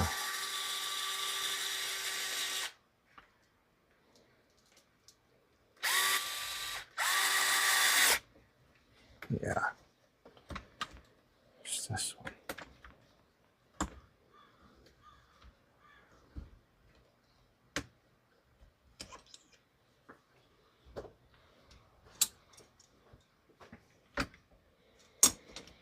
Man, I wonder, that's a good shout out to Enrique. I wonder what he's been doing.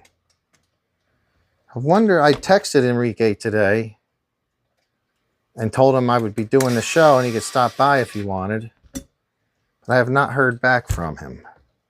The pirate I heard from, Pirate Mike, shout out to him. He's still in San Diego. He said he'll be here next week, but I'm not sure if we're going to be able to make it happen next week. Wolf Tracks, that was really fun having him up here. I hope that also want to get Chelios back. He hasn't been in here in a long. Oh, yep, and you just wrote Chelios. Yeah, I was just about to say that too. Chelios he's working like 6 days a week, so I don't blame him.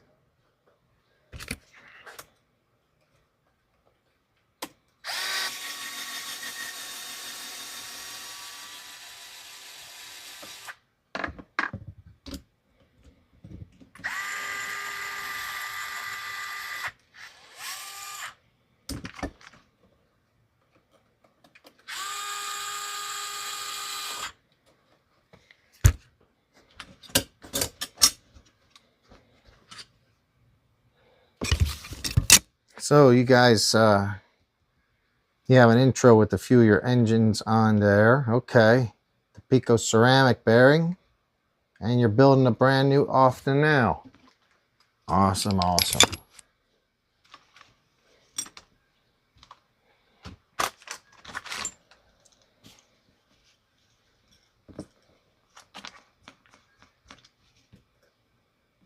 You know, this is, I really do have to get bigger tools to work on fifth scales. I mean, I have bigger tools. They're just my regular motorcycle tools and stuff.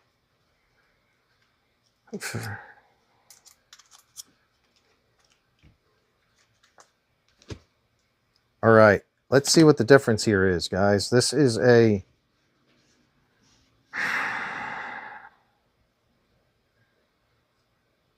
they call it a triple bearing,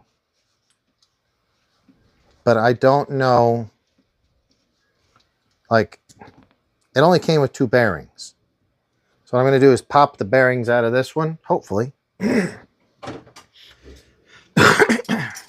Hopefully. And then we'll see if 2 of them fit back in this. If they really only give you 2 bearings, how much do these cost? No price tag. This is the Hot Racing AFE21M01. It's a triple bearing support steering blocks for the Arrma 5th scale.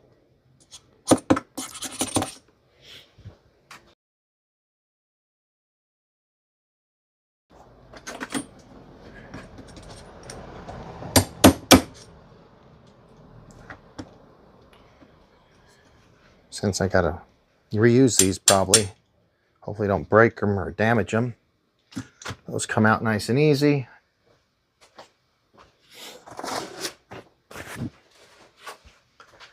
Oh man. And this is great, guys. I really do appreciate all you guys in chat today. So this is not a normal show for me. Both it's vertical and I'm not a fan of it, but they say it'll help you get views. Also, it's on a Sunday. No, Saturday. No, Sunday. It's Easter Sunday. Happy Easter out there, everybody.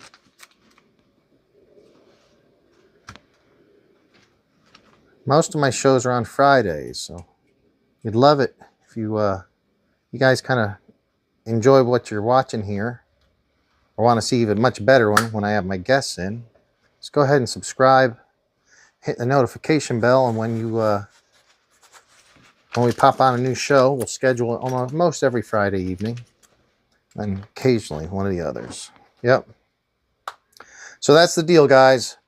You have to pop your bearings out of your original or buy new original bearings. There's 2 sizes, a bigger and smaller, and then you can use, they only give you 1 bearing.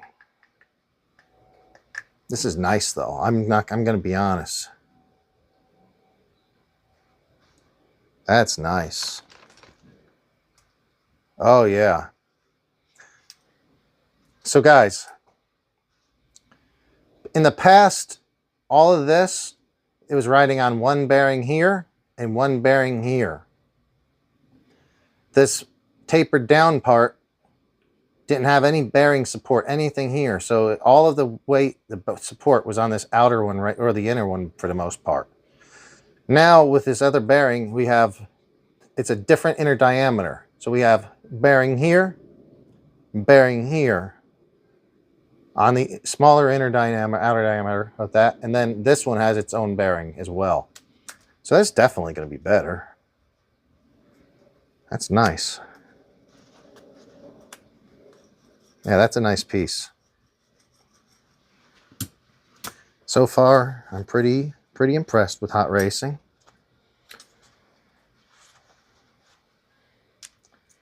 Oh boy, beer time. That sounds great. Let me grab a drink. Thank you so much for the reminder.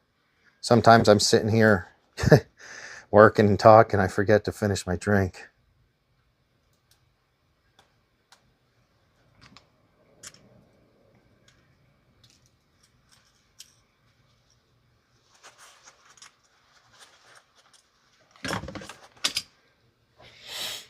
I got it pre-mixed up in here. I'll be drinking. Cheers to you guys. Happy Easter. Cheers to you.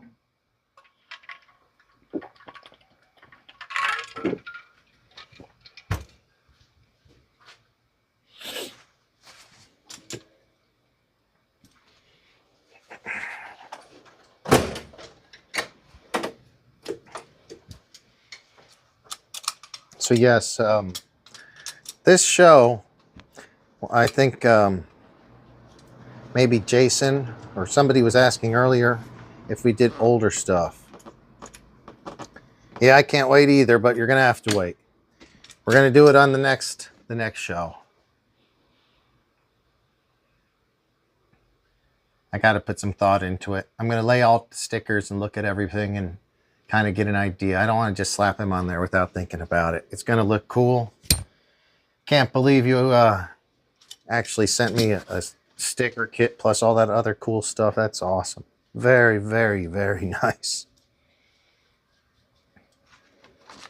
So this comes with, what is this big screw for?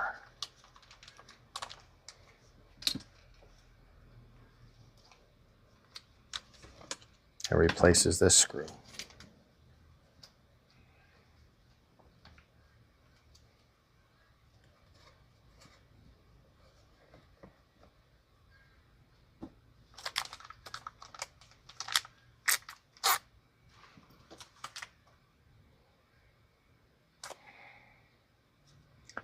So I'm not too sure if I'm a fan of this piece. This,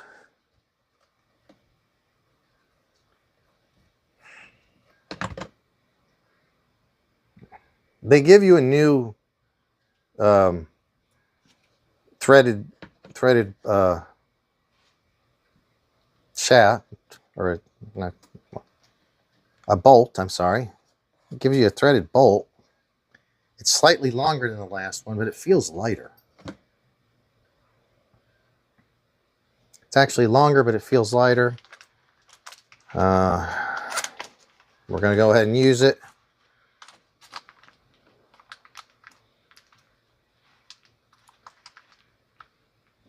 The rear fender sticker. Yeah, that's cool. I really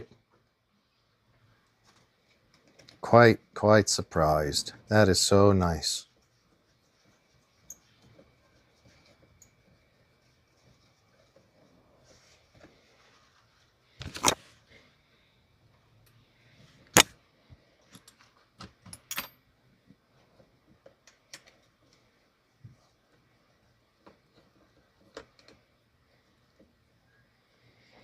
The biggest pain in the ass on this job, in my opinion, is going to be doing the REEFS servo.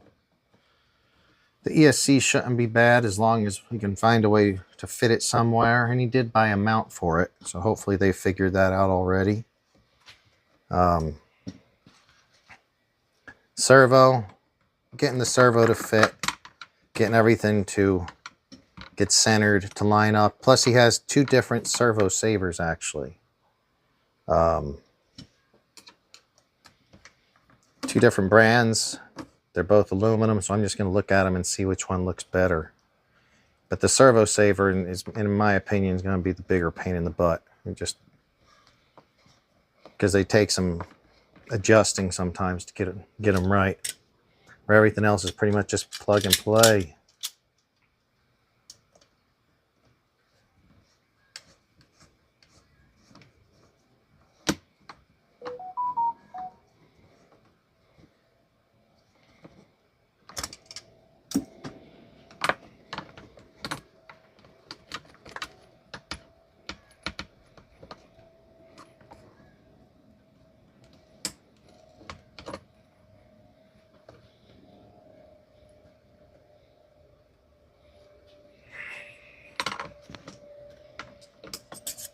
Darn it, that's backwards.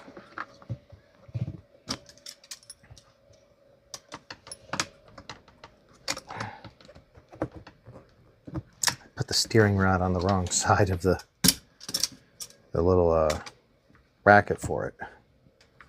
And since I don't have, I should have a power tool and a 3. This takes too long without tools.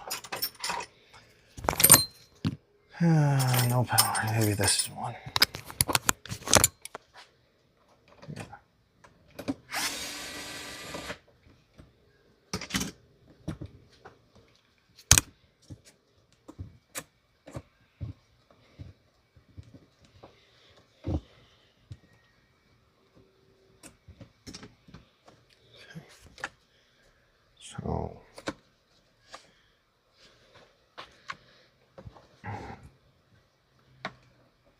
Maybe that was correct. No, it goes through this one first. I see what it is.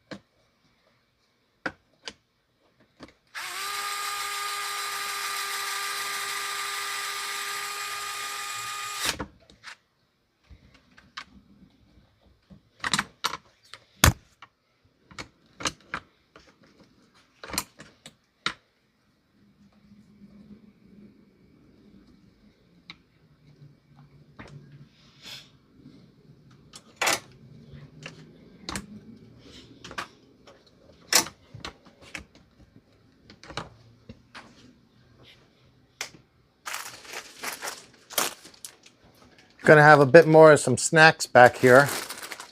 Thanks to Dan. Oh, banana. Man,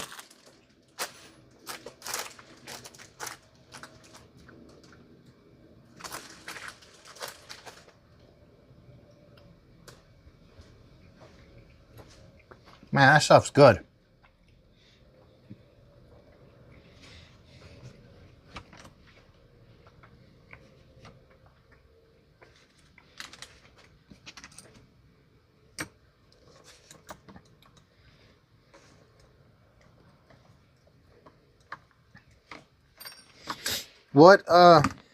What is today? Sunday? Yeah, Sunday. Keep forgetting. I have not been working as much during the week, so my days have kind of been blending together recently.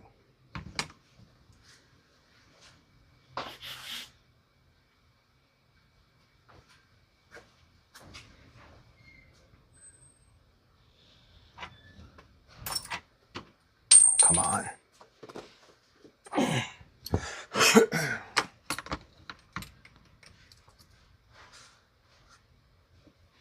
Oh, those treats are good, dude. Very good. Very good.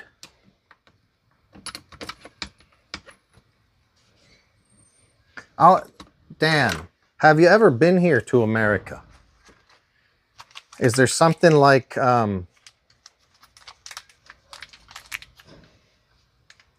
is there a song that talks about something American, like Vegemite sandwich, that might have been popular over in Australia at one point?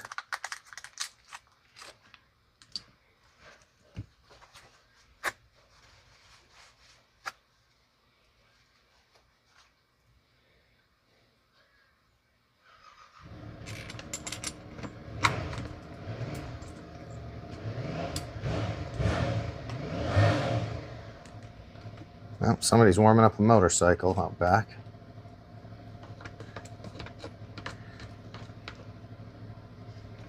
It's not very loud. It's probably, there's a cop, an LA policeman, motorcycle cop that lives right down the way. Might be his.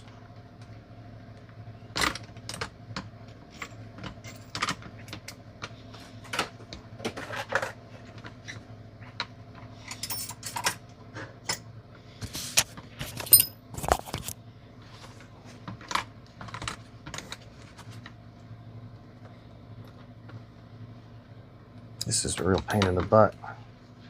I can't seem to find my... Is this it?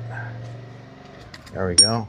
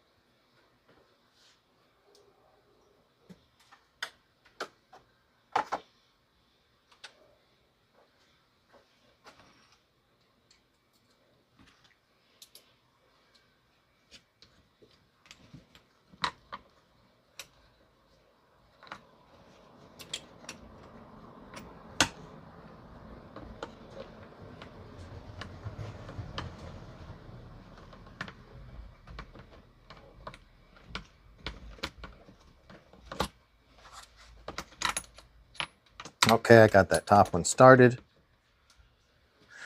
Try to get the bottom one started and make sure the CVD dog bone style axle up front is all ready, and its grooves in the out drive.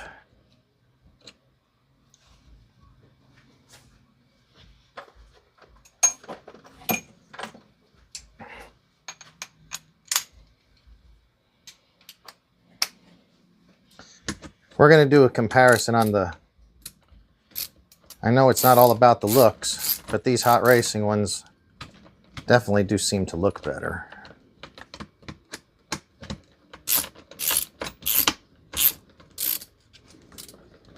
Now, some that I've had to, on the 6S's, I've had them be a little bit grabby, for lack of a better word, in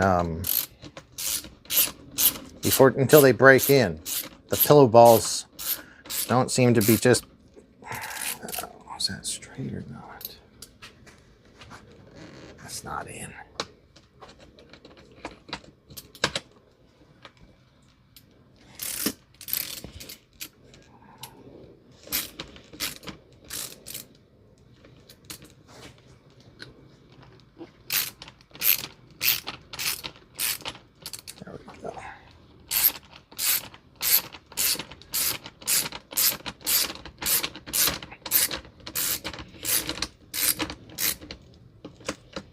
Kind of feel like getting my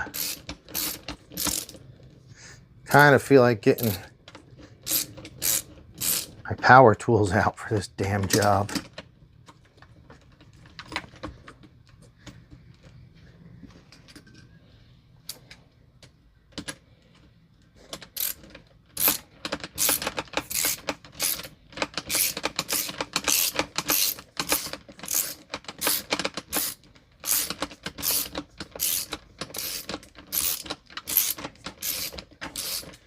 So when you're talking about breaking in these motors, some motors are just hard to start anyway. I don't know nearly what you guys do know. You guys are far more advanced with the motors, nitro stuff. But when you're saying use a heat gun, one thing I have noticed with Kyosho, the Kyoshos that we sell that are ready to run, be it a buggy, like the MP9 comes as a ready-to-run buggy, or the USA 1 monster truck nitro. Their motors are pull start, and they are so tight, I feel like you're always going to break the, like you're always going to break the pull start if you don't heat those things up well with a heat gun first to try to get a little expansion on the cylinder. Because yeah, it's kind of, some motors can be extremely tight and hard to break in.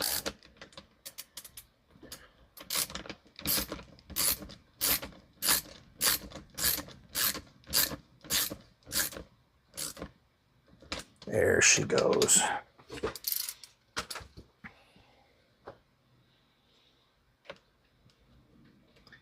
This is so much nicer.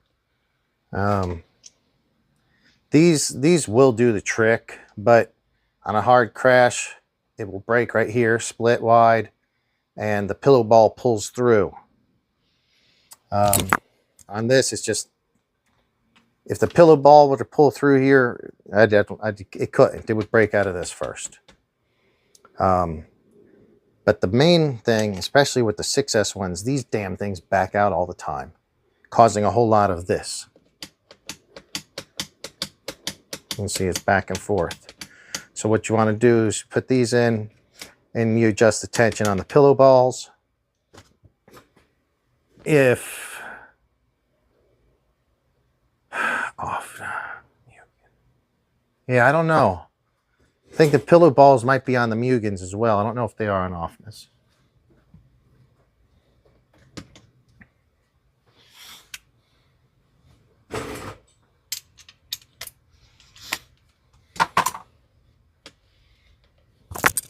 It is fuel straight into carb after heating just to make sure the extra lube. Besides oil, because I never want my engines without a slight chance. That's, dude, makes perfect sense. Absolutely.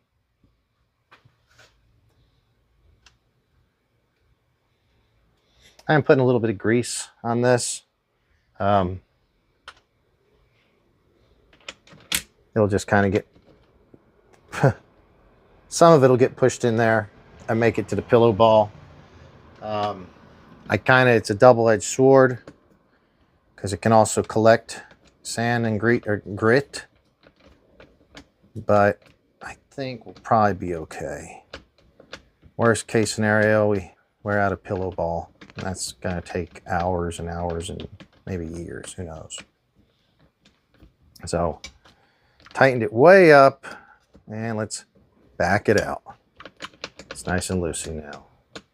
I'm going to do the same with the bottom.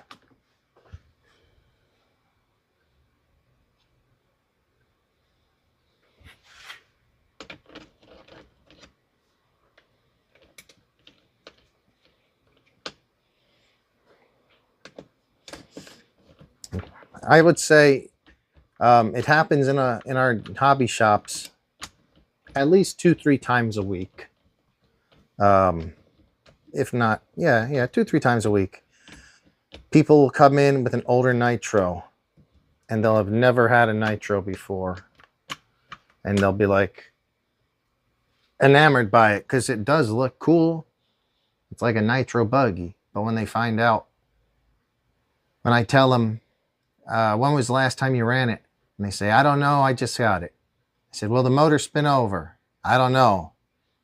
And I usually just grab the motor at the bottom on the flywheel and try to roll it. And it's usually seized tight. And I'm like, dude, this is why as a newbie, you probably shouldn't be buying nitro, because you've already bought one that's got a seized up motor and you don't even know when the last time it was run. So probably they didn't take care of it. They didn't put any after run or oil or anything, any lube in it. The nitros turn to varnish. Yeah.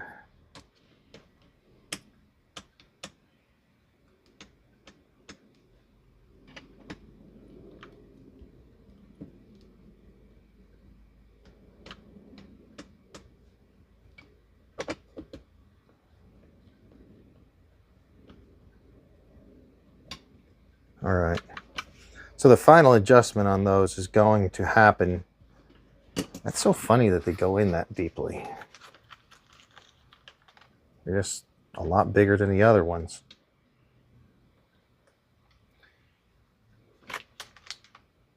Oh, sweet. I see what the story is now. This is not only this is what the piece that holds it in. And you remember how I said that the stock one backs out and on the 6S this one doesn't? Well, I was just one which will act like a sealing nut on top of it. I'm not going to do that until I get the servo out, because with the servo out, or when the servo's unhooked, it'll be free play and I'll be able to get the adjustment just right on those pillow balls. But until that's unhooked from the servo, and I'm going to do that another time, that's going to be that way.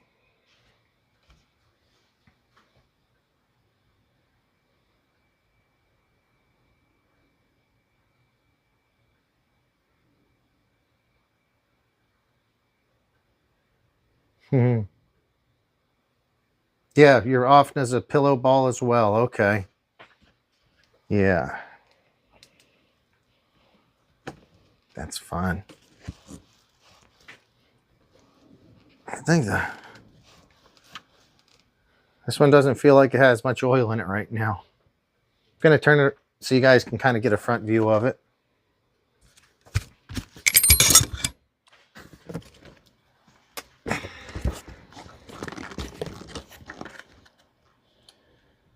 Just put that one on. Still need to put one on here. But yeah, I'm pretty happy with that. If anyone in chat could tell me, I usually leave it on, I put it on manual focus and I focus it right here, but I think I forgot to. So tell me, if it's been auto-focusing, have we had a lot of that stuff where the camera's zooming in and out and being all crazy? Because if so, I can go and change. Yeah.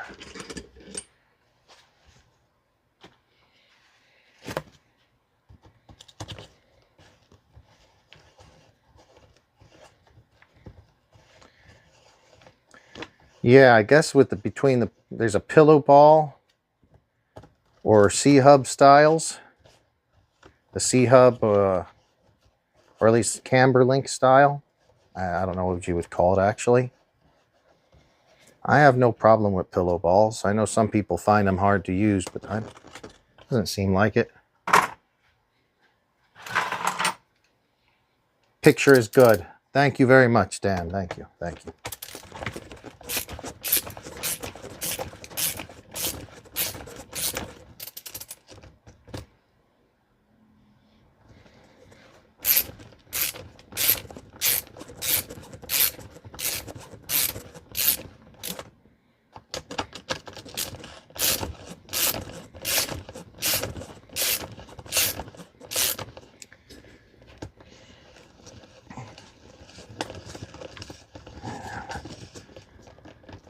Yeah, this part of the job really makes me think about getting a power tool, bigger tools out. I don't want to unpack them. I really seldom use any bigger tools anymore. Most everything I use is RC car stuff. A little bit of motorcycle stuff, but most of that's not too big either.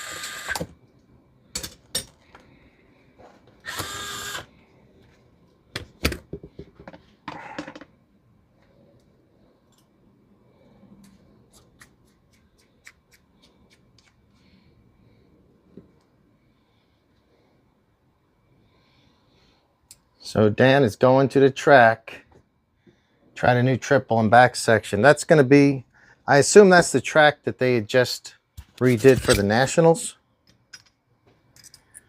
And is that probably doing the nitro? Are you going to be, what was I going to say? Are you talking about nitro buggy or truggy, Dan? Buggy, I think. Or are you going to be are you going to be doing like triples on the motorcycle? Because, you know, that'd be cool.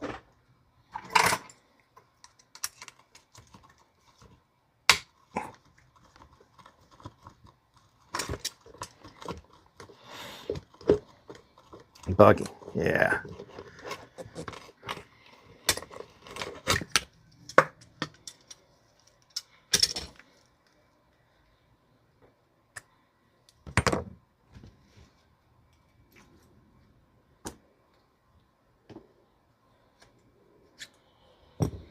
Again,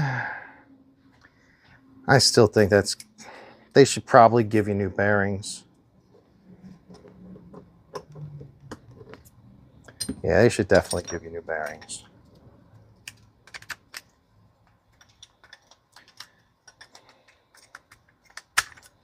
These bearings don't feel bad, but I'd rather not reuse the bearings. So I'm sure he paid like 75 or 100 bucks for that. Whenever, I don't know how much it cost, but I'm sure it was not cheap.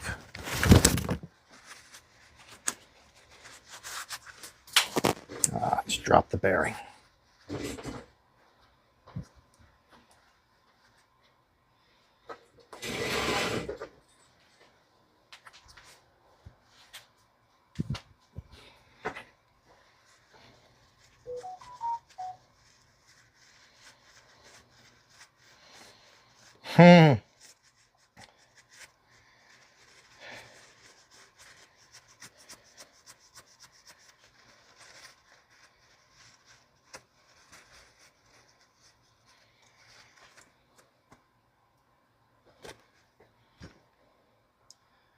Pretty lame that they only send you one of them. Come on, Hot Racing. Come on. Send some new bearings with this thing.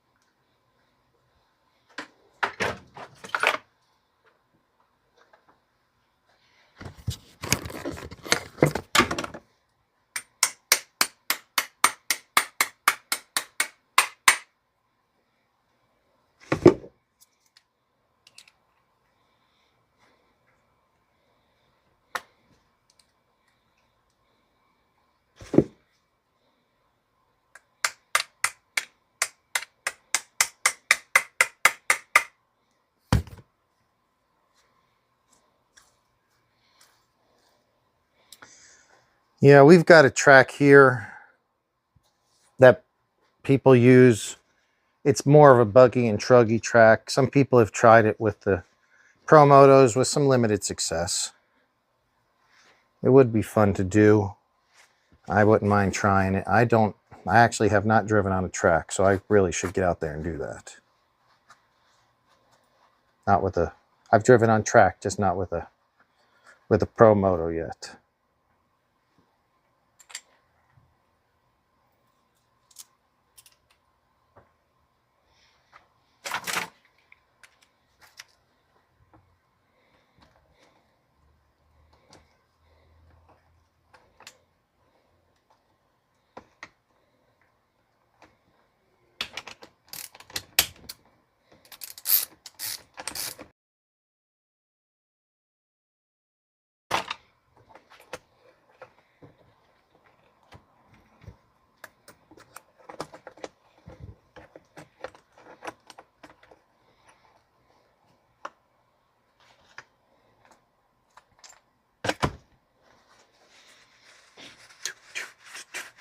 Southern Districts RC on YouTube. Thank you for the reminder.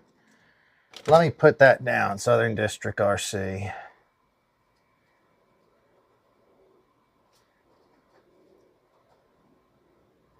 I want to make sure I check that place out.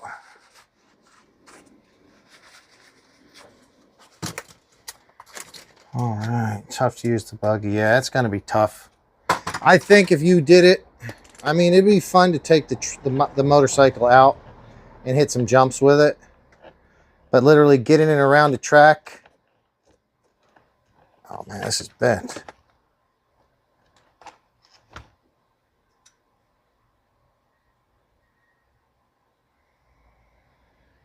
It's definitely tweaked. It's bent off this way a little. Keep using it, but tell them to get some new ones. I don't think I could ever make it around the track fully without having to get picked up, and I think that would frustrate me. So I would probably just go out and just try to hit jump sections and see if I can just, you know, hit like a double back to back or do something cool. But I think for racing, because we've tried racing a little bit with my buddies, we always set out the simplest of tracks. Very simple.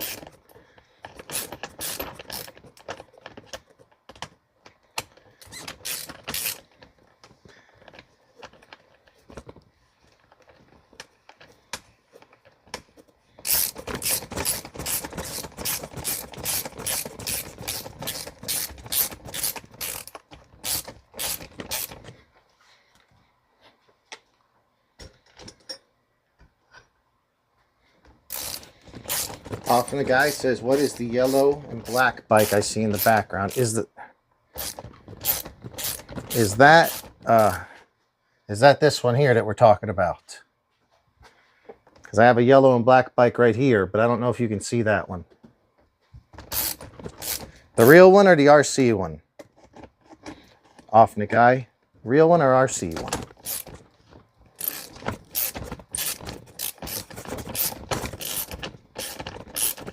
Oh man. Yeah, that's bent for sure. So the RC is a Promoto.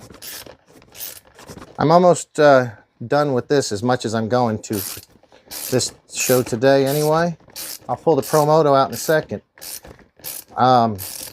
You may have, if you tuned in later, you might want to go back and check the show earlier because Khabib 29-0 sent me a package which had all kinds of cool treats as well as oh,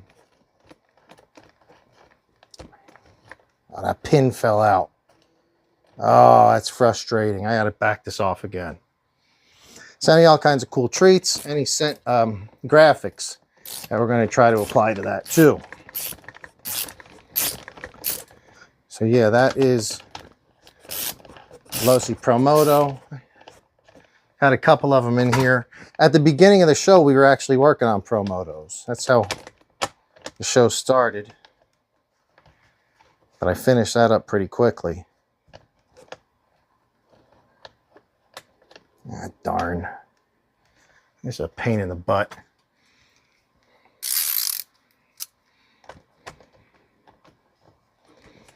Really not too keen on doing this a second time.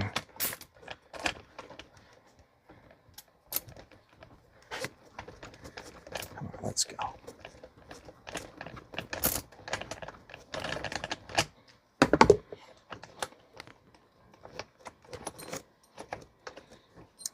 Get more slack.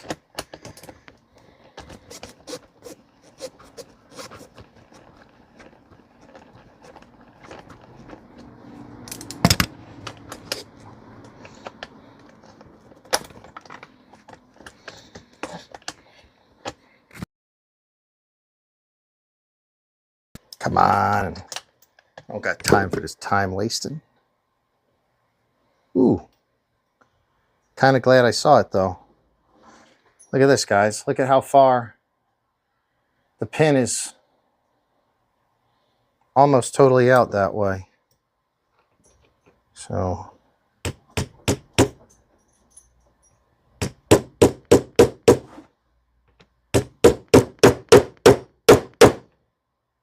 I'll have to put it on something harder to hit later. Put this back together.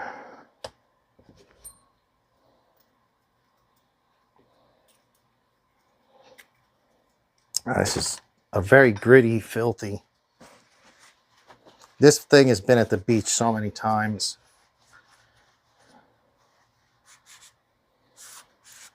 Thanks, Offna guy.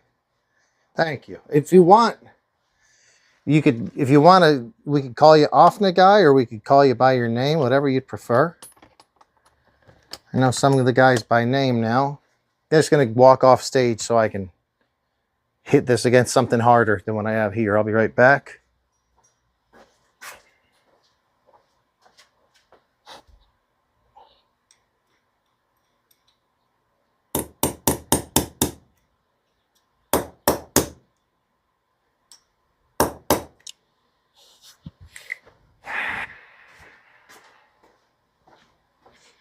All right.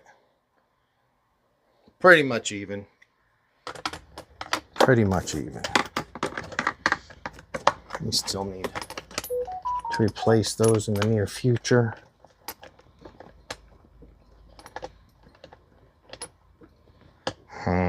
This is a real pain in the butt.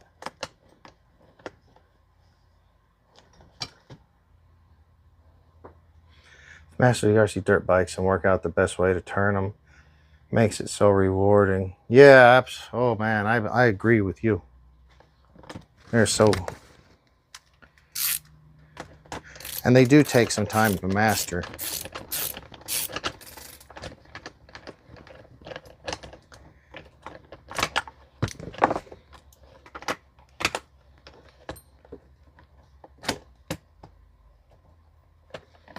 Man, this is a real... The other side was a little bit smoother than this one.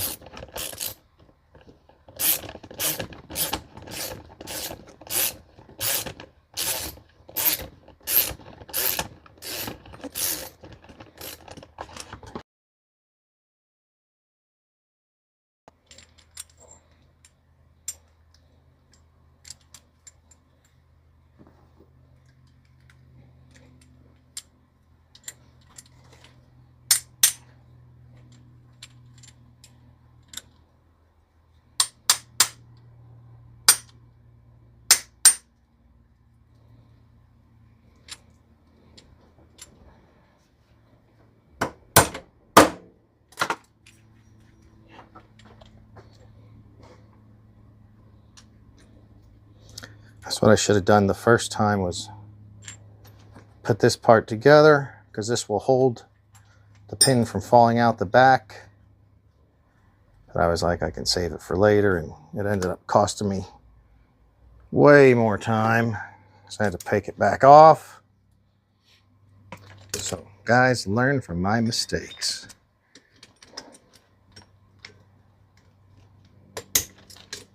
If you guys are ever installing that, it's kind of like a set screw that goes in here. Most cars have them, or A-scale cars, stuff like that. All it's doing is holding this pin that pushes through. And honestly, there's cars that don't even use a set screw, because the pin can be held in place by the wheel. It's kind of a pain in the ass, things will fall apart, but I've seen many screws. So don't make it so tight, because then people have trouble getting them out. I've seen that happen a lot.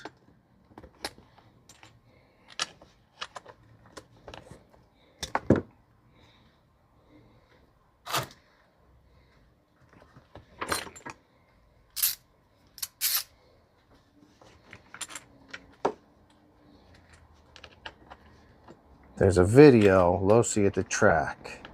But was he ripping it around your track, or was it a different track? I've seen some guys ripping around a few tracks. I don't think it's been your track. It's like, what I saw was more of a basic track. We were talking about him the last show. You guys were telling me who it was, and I couldn't remember.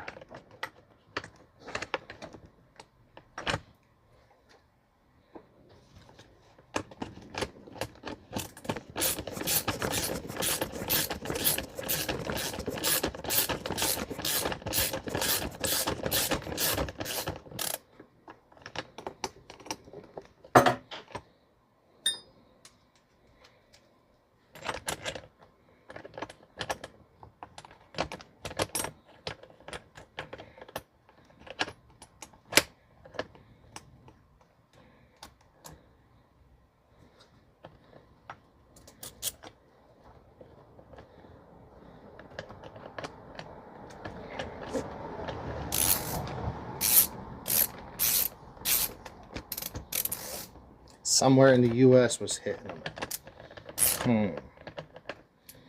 I think you're right. I can't remember who it was, though. You're saying it was a guy named Dan. Oh, it's 6 o'clock. I need to be finished. Yeah, I'm going to be wrapping this up by 6:30. Yeah, for sure. Whether this job's done or not, by 6:30, I'm done. So I'll be back at the house at 6:30. Thank you very much. Getting checked on.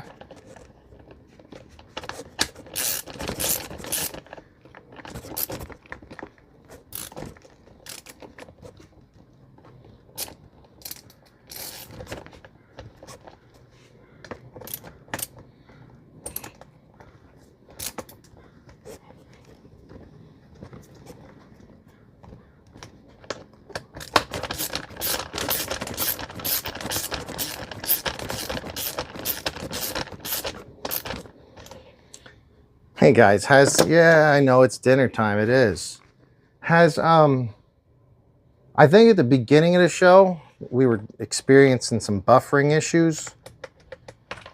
I feel like it's went away. Could you guys let me know if it is? Just a Tyranitar? Just at...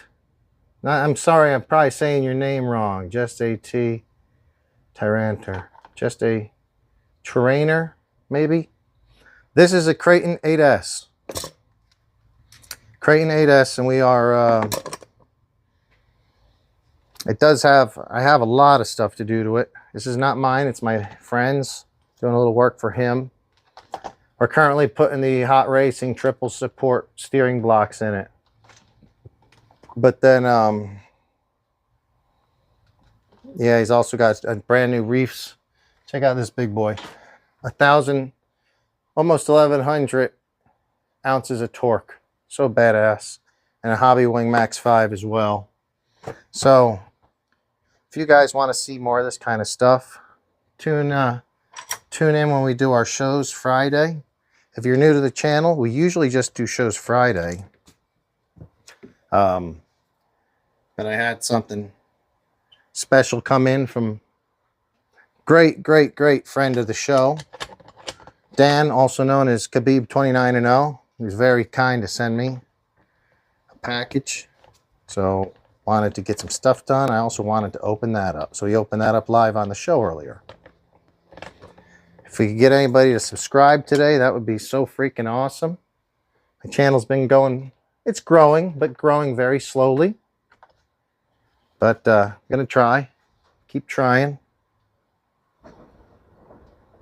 So I really do appreciate you guys being in. Talking in chat always makes it really fun. Especially on days like today when if I don't have a guest, it's tough without the chat to keep going on. Thank you for subbing. I really do appreciate it.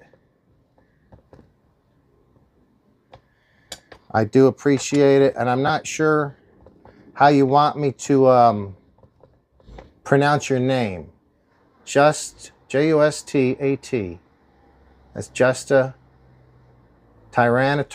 Tyranitar, which is pretty cool if that's the name. Am I saying it right? Just a Tyranitar?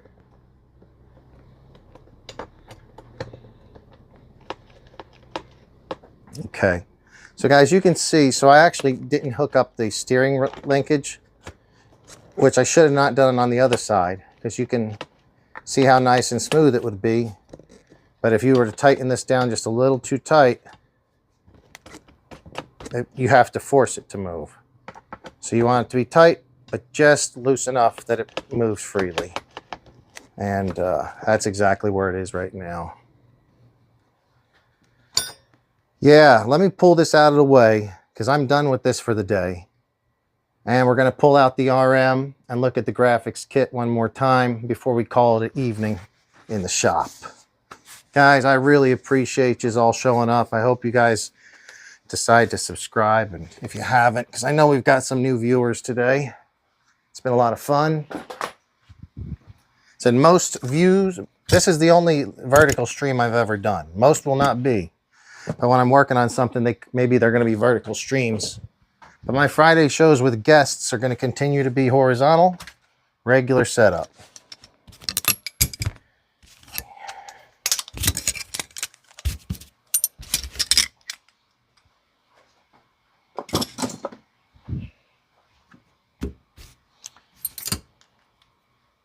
Aquariums Anonymous, new viewer.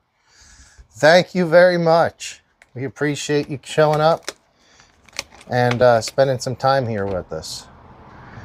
Aquariums Anonymous said, yeah, I think we've gotten some new viewers today, and it's been cool. Said it's a different day. Most of our shows are Fridays. You know, different time, different day, different everything. That stuff I'm going to have to finish up at the end. But it's a lot of fun. We just we work on RC cars. We talk about RC cars. motorcycles, etc. And maybe an occasional boat, plane, or drone. Okay, showed up on a short speed algorithm. Interesting. Okay. Well, that's what, you know, we're trying to get this thing going. Boom, Khabib 29-0. I love it, dude. Very supportive with them booms. All right, let's take a look at this again. So I'm going to wipe my hands down a little bit better. Be right back.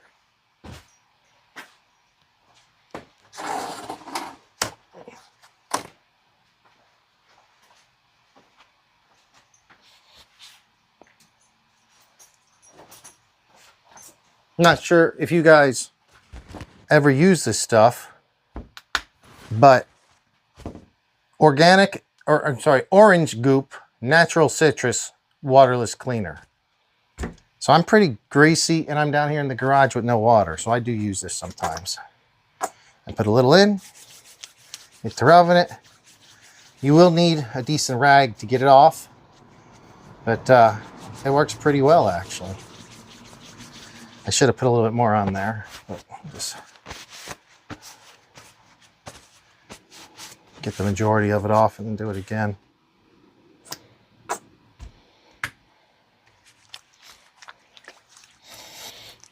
Yeah, this is some stuff.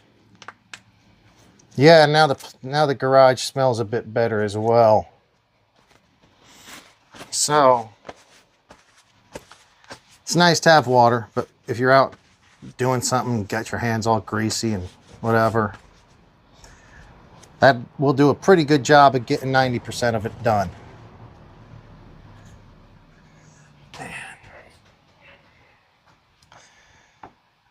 So what do we have here? You're agreeing with Goop. I'll send some pics soon, Tim. Awesome, awesome. So this is what we were talking about. This is Losi Promoto. I'm a lucky enough man that I was able to get 2 of these.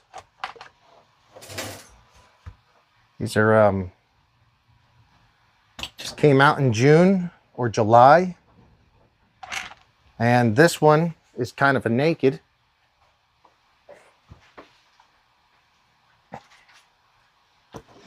This is for anyone that was tuning in later. I think, oh, 907 Arctic's there again. How's it going, bud? Good to see you back.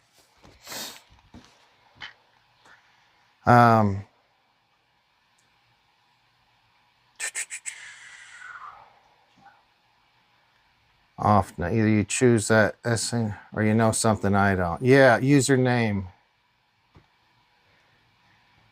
Username. So Offna, I believe, is out of business these days. Fridays, we do this at 8 o'clock Pacific time. Usually 8 o'clock. And a lot of these guys that you see in here right now, Offna guy, like these old Flapping Lips, 907, Arctic RC, Khabib 29-0, are usually here, along with some others. Aquarians Anonymous asks, are they worth it? It takes a certain type of person, I think, to really like them. I think anybody would like them, but for 600 bucks, you got to really like them. I love them. I love dirt bikes, street bikes, of all kinds. I love motorcycles. So when these came out, I jumped right on it.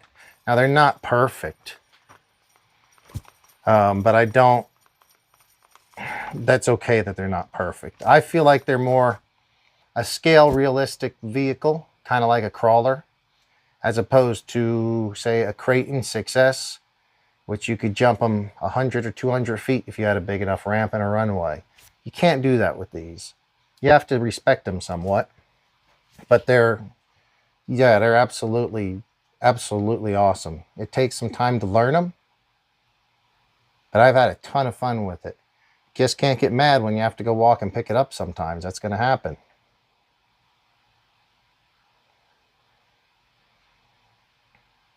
It's a username saying that it hasn't been around in a while. So I've heard it mentioned because I do actually, I work at an RC place, but also one of the guys there, two of the guys actually used to work at OFNA. And so they're always talking about that.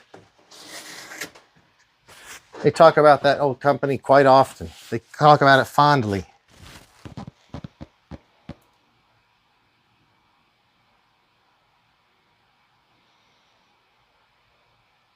Yeah, I don't think they're bringing OFNA back.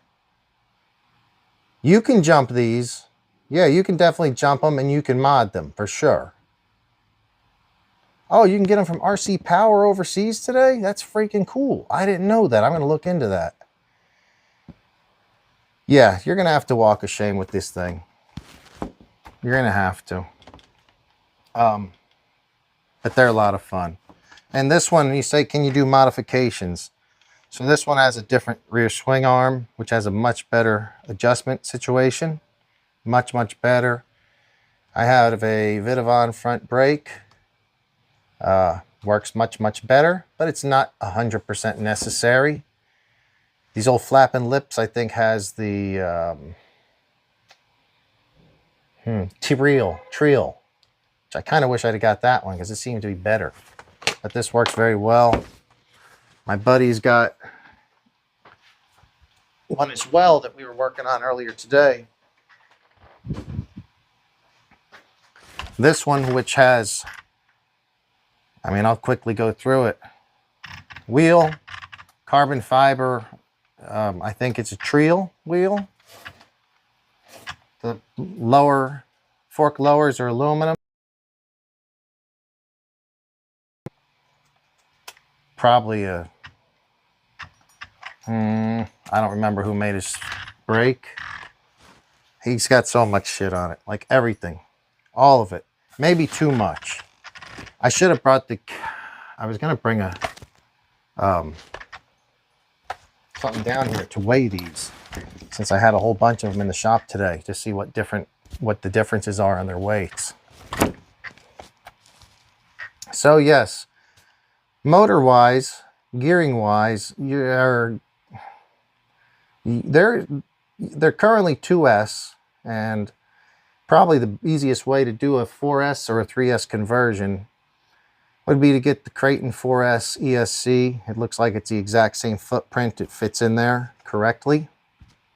You would have to turn down the power it puts out to the flywheel, because I think that'll only take up to 7 volts or something like that. So do that, and then you can get it going quite a bit faster. If you want to check out, there was a guy, I don't know what he ever made it up to, but it's Earl Morwood, I think's the name, or something like that. And he was trying to reach 100. I don't know. I don't feel like these things are... I'd like to see a street bike version that'll do faster. I don't feel like they have to be a whole lot faster right now. They're pretty quick. Around 40 is still pretty quick for these. So I'm pretty happy with that. And then, yeah, I'm going to be signing out pretty soon, guys, as you saw. Maybe earlier in chat. My girl's yelling at me to hurry home, but I got a very nice package. Want to thank him again. It's up to 84. Okay. 84. Don't remember. Thunder Tiger had a Ducati. I don't remember that one. Yeah, I don't remember that one. And thank you for the compliment, Arctic RC. I don't... Thunder Tiger. I don't know, dude. That's fast. But yeah, this stuff all the way from Australia. So far, I've only cracked into the party mix, but these are awesome so far. Vegemite. We'll be getting some crackers for that. But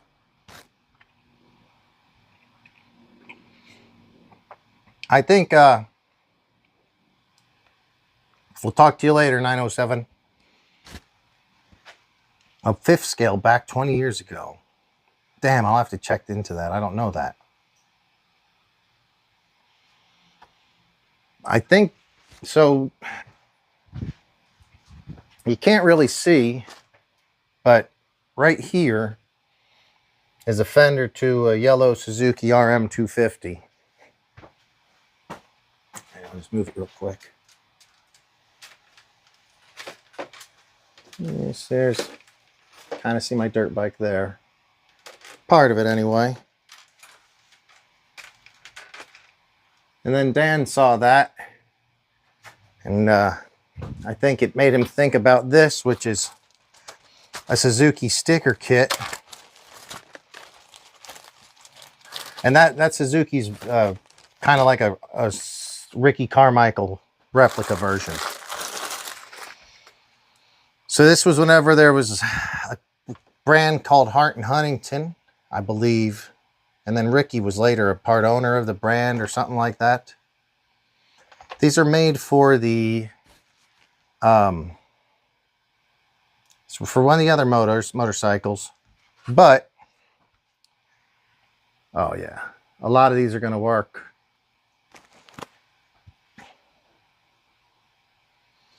I'm going to go and look through it and oh yeah, dude. Look at that. This is going to work. I will do some thinking about it, putting these things on, just kind of getting different ideas. And then we're going to do it live on one of the shows. Absolutely. Again, I can't even, dude, for you to go through your trouble to send something to me from halfway around the world really says something about you. Thank you very much. That is just beyond, like, that's just beyond. That's great, dude. Thank you so much. I can't even believe it. So guys, I really like this live stream. I hope that some of you, especially you new guys, will subscribe and start showing up on our Friday shows as well. Those are going to be regular shows. You can go back and check them. They're under my live channel, or they're on the channel still. They're all under the live tab. But you can get an idea. We have different friends and guests in, and we talk about different RCs. This has been a good one. This is really good. So these old flapping lips. Yeah, I remember you were saying something about a local one. You know, I had a guy came in and he wanted to sell one to a shop because he got two. He wanted to sell one. It was $450 he was asking. It was brand new. It was the Kawasaki version with the battery. If I come across another one like that, I'll let you know, Tim. And if you want it, then because I feel like where I live, there's going to be more. There's a good chance I may run into some more of these.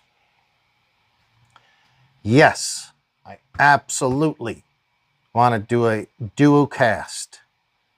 Like to figure out how to do it. I think you understand how to, and I don't really, but we'll figure that out. I very much want to do that. That would be awesome. Speed run cars. I don't do really speed runs. I have a GPS, so I kind of check the top speeds of most of my cars, but I don't like I have down here, and it's kind of hard to get out. It's to me a TT02, and it was oh, you might have one from Tony. Awesome, very cool. The TT02 only does like 20 miles an hour out of the box. But I got it up to 64 or something like that. And for a smaller 10 scale car, that only did 20. It was pretty impressive. I used to do speed runs with some of the Kratons and stuff and lowering them. But I don't have a speed run car like a Limitless, an Arrma Infraction Limitless. None of that stuff. Driven plenty of them. They're fun.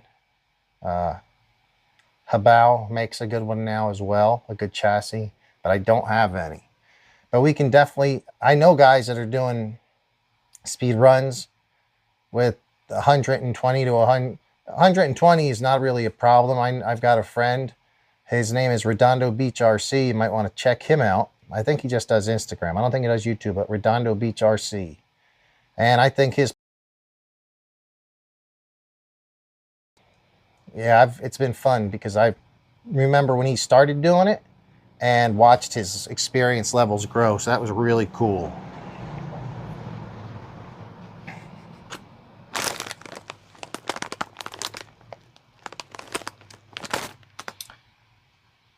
Check out RC Willpower. Sorry, sometimes it says user, or it says held for review, and I don't know why. So I just clicked that so it could be shown. So hopefully that's shown there off the guy. All right, yeah, I don't have any problems with people sharing information about other YouTubers or sites here, because, I mean, it's just a bigger community, the bigger we make it.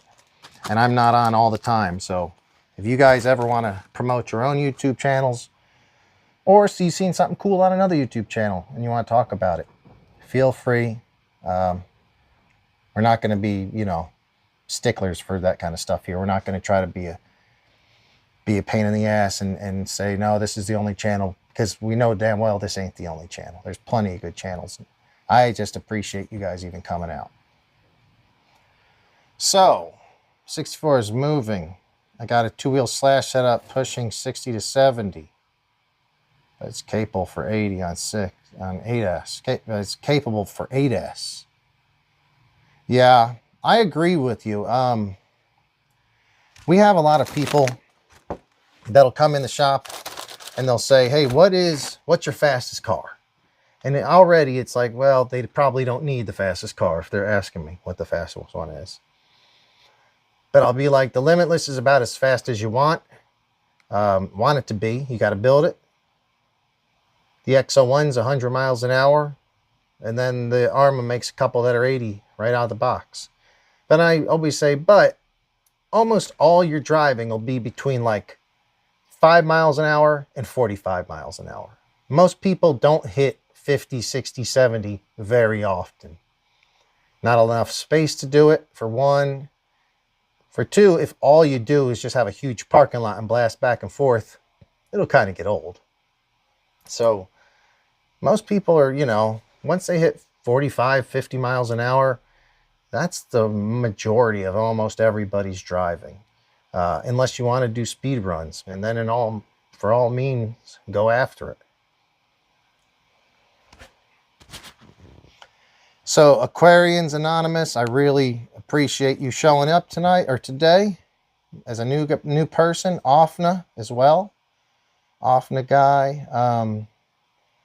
907 Arctic was in earlier. We got a guy, it just says username. I don't know your name, username, but thank you for joining. And yeah, everybody else that was in, like their regulars, and especially for Dan. Man, I got to hand it to Dan. Khabib 29-0. Are you kidding me? Coming through with all this stuff. This is amazing. Absolutely amazing. I really appreciate it. Hopefully I'll find some way to show you that. It is, I really appreciate. Really, wow. This gentleman took this time out of his day, his own money, to mail me, a guy he never met, doesn't know, a package halfway across the world to give me something. That is really, really cool. So I appreciate it. And we're going to be heading out.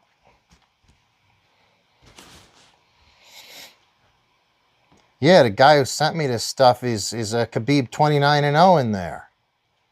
He's freaking awesome, dude. All right, guys, we're going to tune out. Hopefully you tune in on a Friday. You know what? I may be traveling on Friday. So hit the notification. I may do a live show from the road somewhere. I'm only going to probably have my Promotos with me. But if you're going to try to catch the show this week, it might be Friday, it might be Saturday. So hit the notification. I'll let you guys know by posting as soon as I can, but I might be busy.